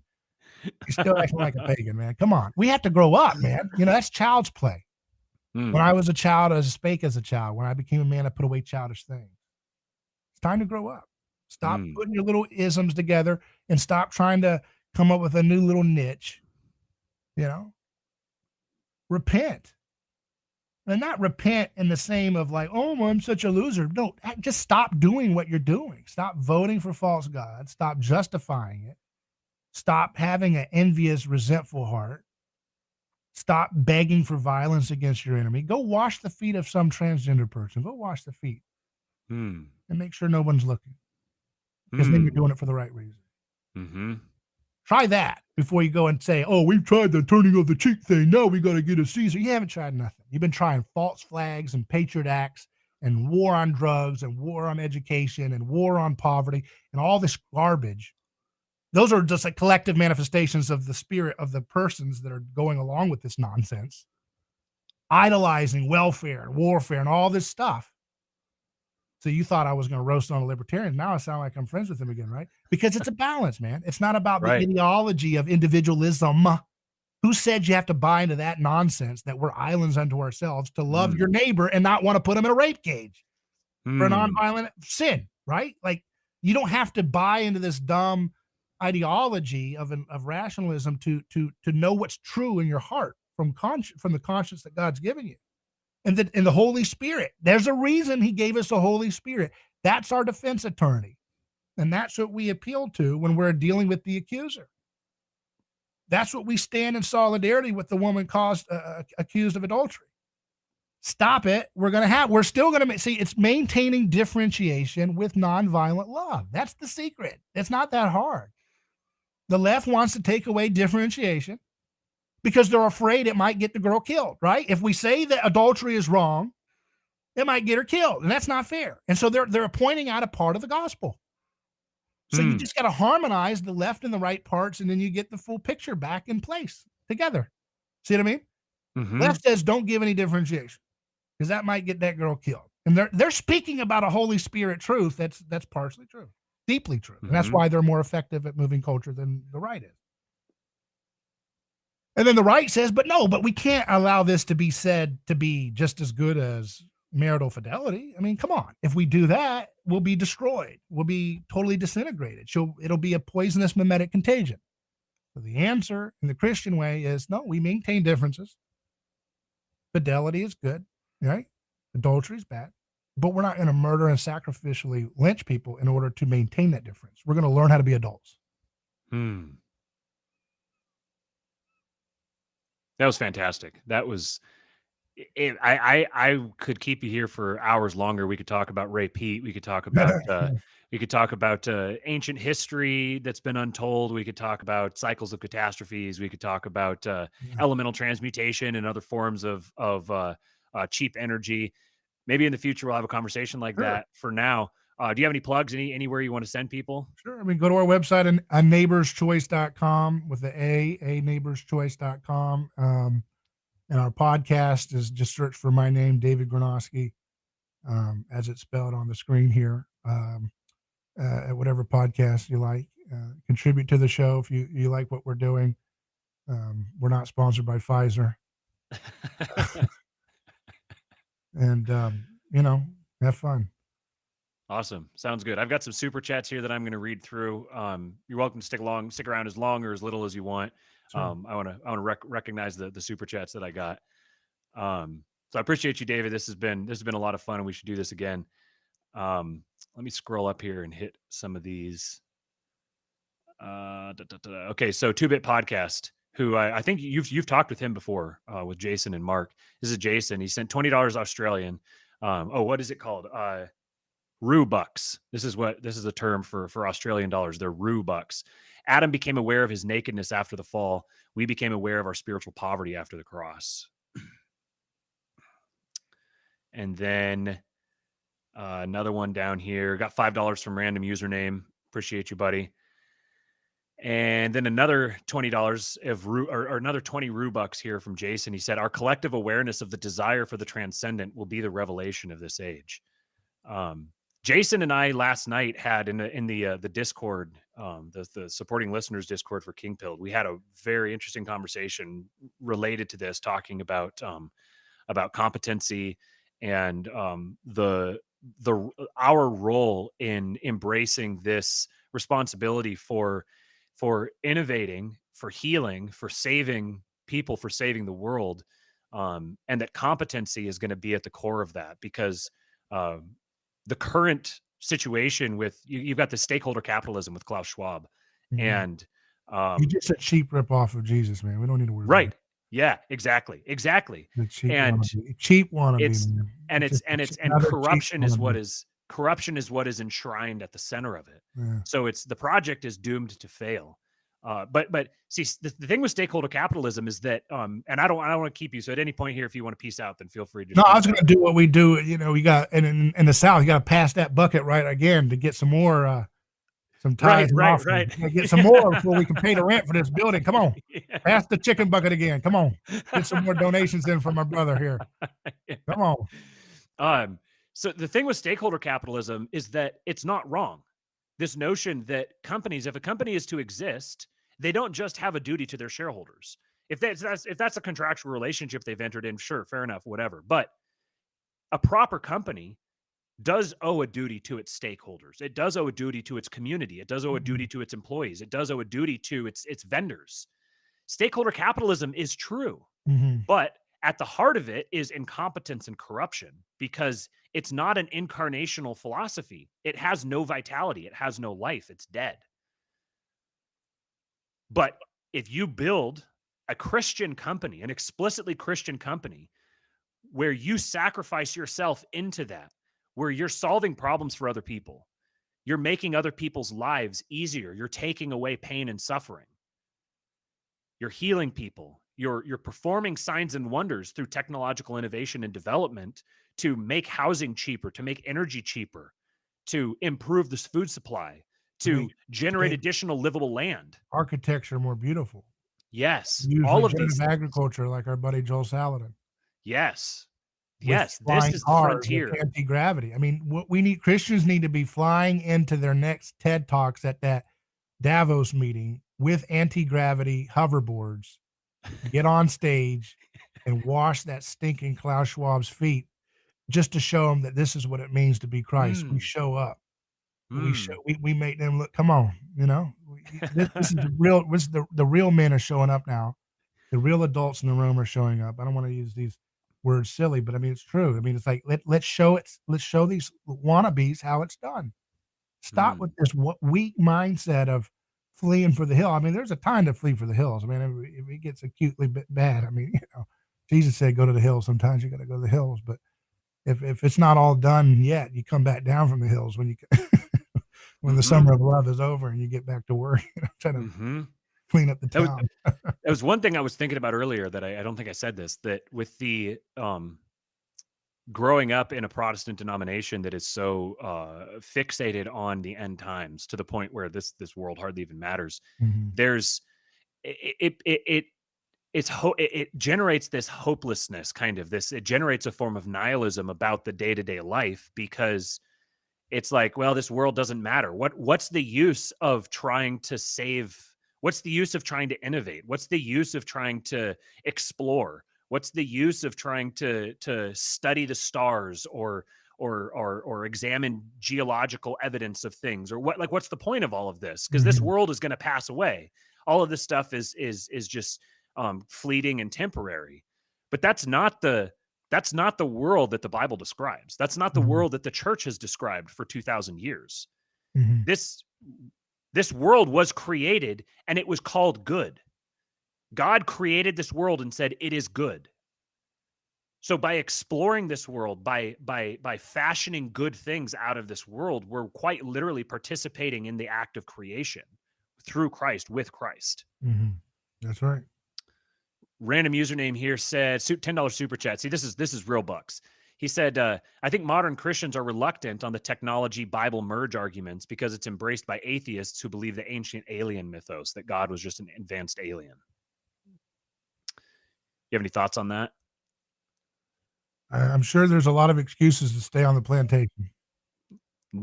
Perfectly said. 10 more Rubucks here from Jason. He said, we don't fear death, we fear judgment, which is symbolized by the cross. And then let's get down to the next one. We got a $5 super chat from AJ Alonso. Appreciate you, man. And I think that's it. All right, so we passed the bucket back around, and one more time. We got to pay rent. Got a water bill coming up. Right. Speaking of that water bill, how can we make that water bill lower? How can we reduce the cost of the water bill? That's right. Yeah. Desalination, radical technology. You know. Are you familiar with OTEC? It's let me see what the exact abbreviation is here. It's What? Ocean thermal energy conversion. Mhm.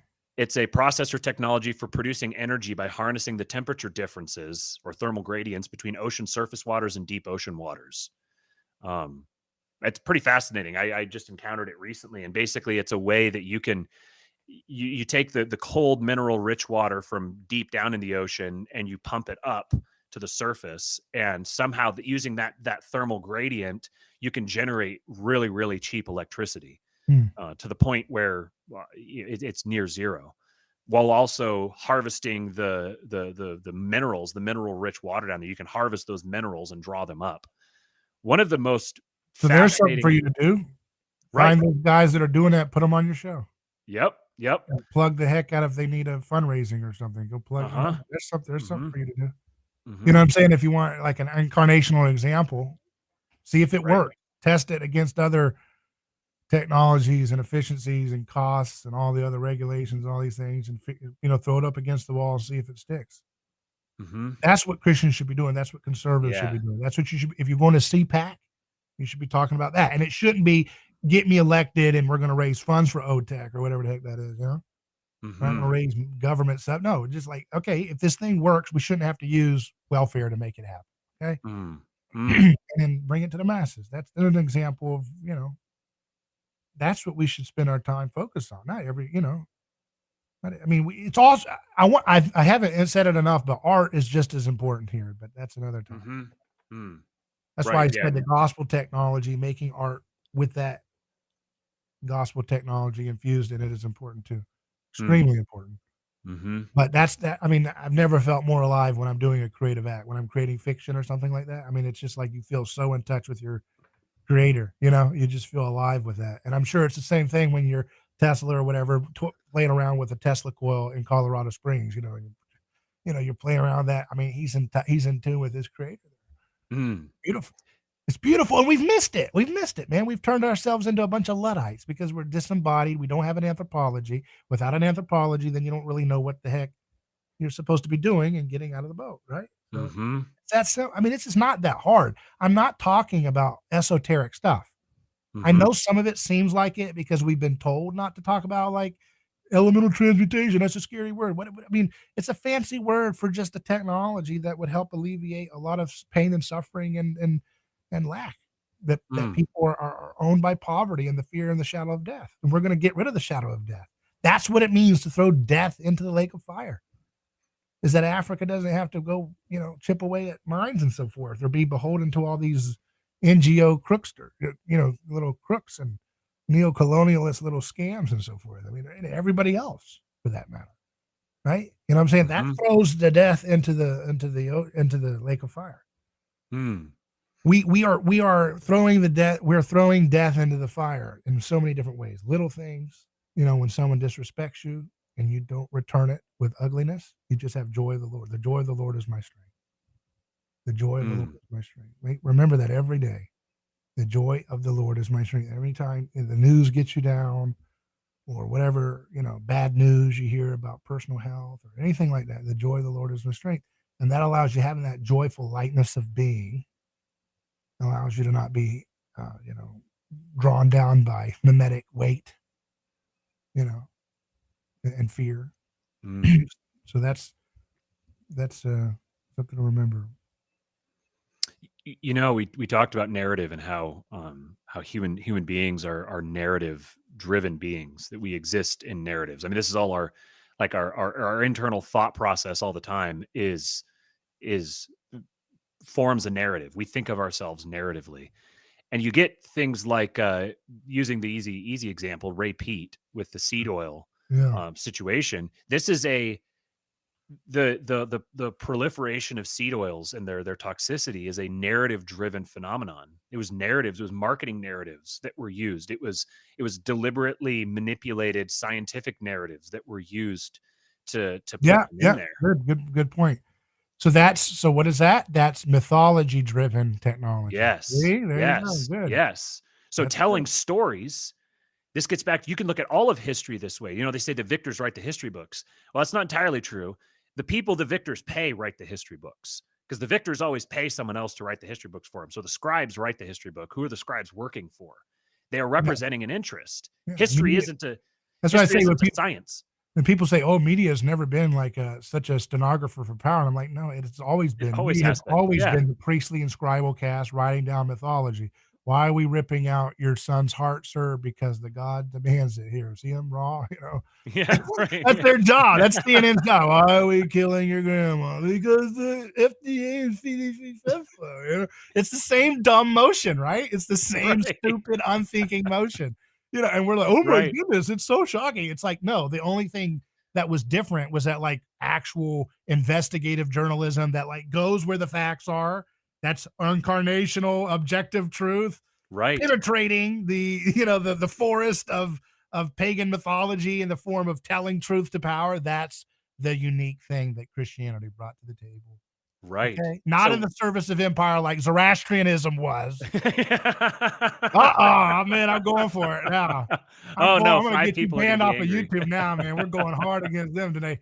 Not in the service of an empire, trying to bring the light through force, but the light of the world coming through the expulsion of the stone the builders rejected. There we go. Tying it right back. Mm, It's dancing, mm. man. We're dancing in the art of God's creative power. Somebody said they want me to do Alex Jones voice. There you go. And it depends on the day, man. You know, it depends. Like like if I have a scratchier voice, it'll just naturally come out, and then somebody thinks I'm like imitating it. It's like no, I mean it just depends on the day. But I mean, I know. Alex Jones, is an example. He's an example of, I'm going to give him a shout out because he actually has the audacity to talk about like wild and crazy technologies. He's not afraid of it. Mhm, But the mhm. problem is because he has taken on the brand of wild conspiracy, right? Then that marginalizes the conversation, right? So Right. I come and I interview people like Jordan Peterson and I still talk about crazy technology, right? So I'm trying to take it from a level where it's like, you can't marginalize it as well. You know what I mean? It's like here Mhm.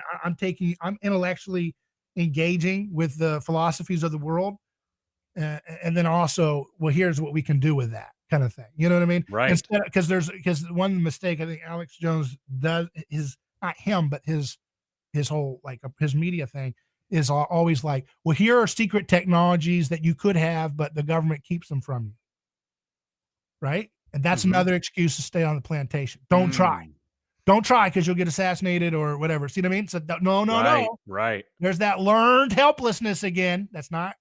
No, no, no, no. We're not doing that. We can't. We can't do that, Mm. man. We can't do that stuff anymore. But you see what I mean? The only time you're able to talk about Tesla tech is in some kind of like, ooh, hidden secrets, and it's like some of that might be not true. Some of it might be true. But you see how it's all a stronghold, a mindset stronghold of like, we Mhm. can't do anything because they're going to kill all the inventors that do great things. Okay, well then enjoy your decline. I mean, it's Yeah. If they're gonna kill you for your, diligent Christian work, then so be it. If anything, all they're gonna do is just enshrine your work all the more, if you're gonna look at it just purely from a pragmatic perspective. Mhm, But this is what all the saints of the church, many of them were scientists themselves in their own right. They were the people who were undertaking this. And sure, they're at odds with the rulers, the leadership of their time, and many of them were grievously tortured and murdered. And they strode right into it and accepted it, took it on. If anything, they're like, "Huh, awesome. Awesome. I get to experience the next life now. This is my time here is done. I've fulfilled my responsibilities. I've fulfilled my duties here, and it's time to move on." mhm, mhm, There's something to be said for talking about some of these sort of taboo or kooky ideas and being a normal decent person, not having the veneer of kind of being a bit of a loon, but just being a normal, respectable person, particularly if you can actually live the life of a normal, respectable person. If you can build your human capital such that you are objectively perceived as a serious, sober, valuable person to your community, to the people around you, then you will bring that baggage, so to speak, into these other ideas as you talk about them or as you present them. And that's what makes ideas, Yeah, human beings, we just follow that. yeah, that's what I'm trying to say. If you build role models, right? Right. Another way to look at it is if you build role models who are people like, like a Tim Tebow who is modeling, he's not, and I know they make fun, but it's not. I mean, think about he's a figure that millions of people emulate for his values for chastity or whatever like that, right? So Mhm. if you could be that kind of a figure and create anti-gravity or create the new physics Right. paradigm, that comes with its own, a collective imitation. Just like when Jesus says, be my body on earth, he's not saying that in an esoteric sense that's different from the rest of the world. All of the world is made up of bodies of people. Like Jay-Z Mm. has a fandom. That's his body, his corporal body, right? See what I Right. mean? Right. They live in the dominion of his modeling, right? And so Jesus uh, does the same thing. It's just a body in competition with those rip-off bodies, those wannabe bodies of Jesus, right? You see what I mean? Like these Mhm. stars create their little fandoms or fiefdoms or whatever, which are just corporate bodies in imitation of their worldview that they're modeling. So if we want to win the culture, we have to be the so-called Einsteins and Teslas and Wright brothers and Ford, right? We have to be that now. And if Mhm. you do that, little kids will grow up and say, I want to be that. Mm. And what comes with that package, what makes you smart, just like Hulk Hogan, say your prayers, eat your vitamins, right? No Right. seed oils, loving your family, self-sacrificially, not hungry for money, not staying over too late in the office because you want money, but finding a way to have that good balance between your family and all these are things these are art. This is art. This is not a recipe. We're not going to give you an instruction. If you need an instruction, you're not going to be able to do these great things. Mm. You have to, Mm. that's what it means. The first stone of nonviolent creativity. That's what it means. The divine spark.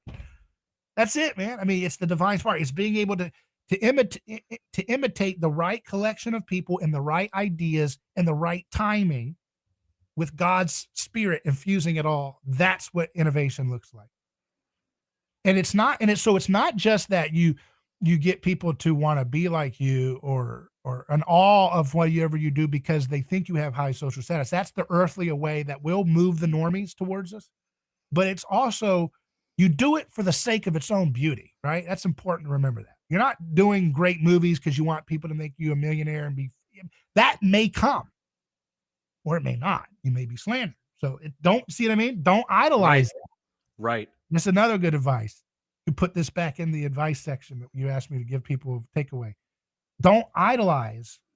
Well, if I become a great artist or filmmaker, I'll get the fame and then I'll show people Jesus because that might be setting you up for a big scandal on so Mm. many different ways. So don't idolize that, and it may not come, but that may be a burden that God gives you, and it is a burden to be seen Mhm. as a social status role model. You're in Mhm. severe trouble now. You're asking for trouble and blessing maybe if you can handle that load.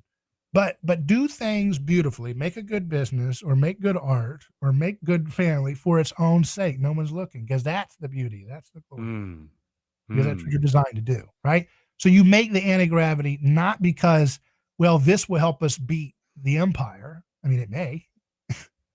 You do it because it's beautiful in and of itself, and that's what you were designed to do as a created image of God. Mm. Mm. You know what I mean? Mm. You're playing with his sandbox, which tells his story in everything, including the beauty of watching something float to move. That in and of itself is incarnational Christian beauty changing the world. That's how beauty changes the world, you know? Mm. You can have your anti-gravity machine in any color you want as long as it's black. Yeah. All right. I All just got right. a work email that came in that I got to respond to. So I appreciate you staying on, and this is a great conversation. Let's do this again. All right. Uh, Take care.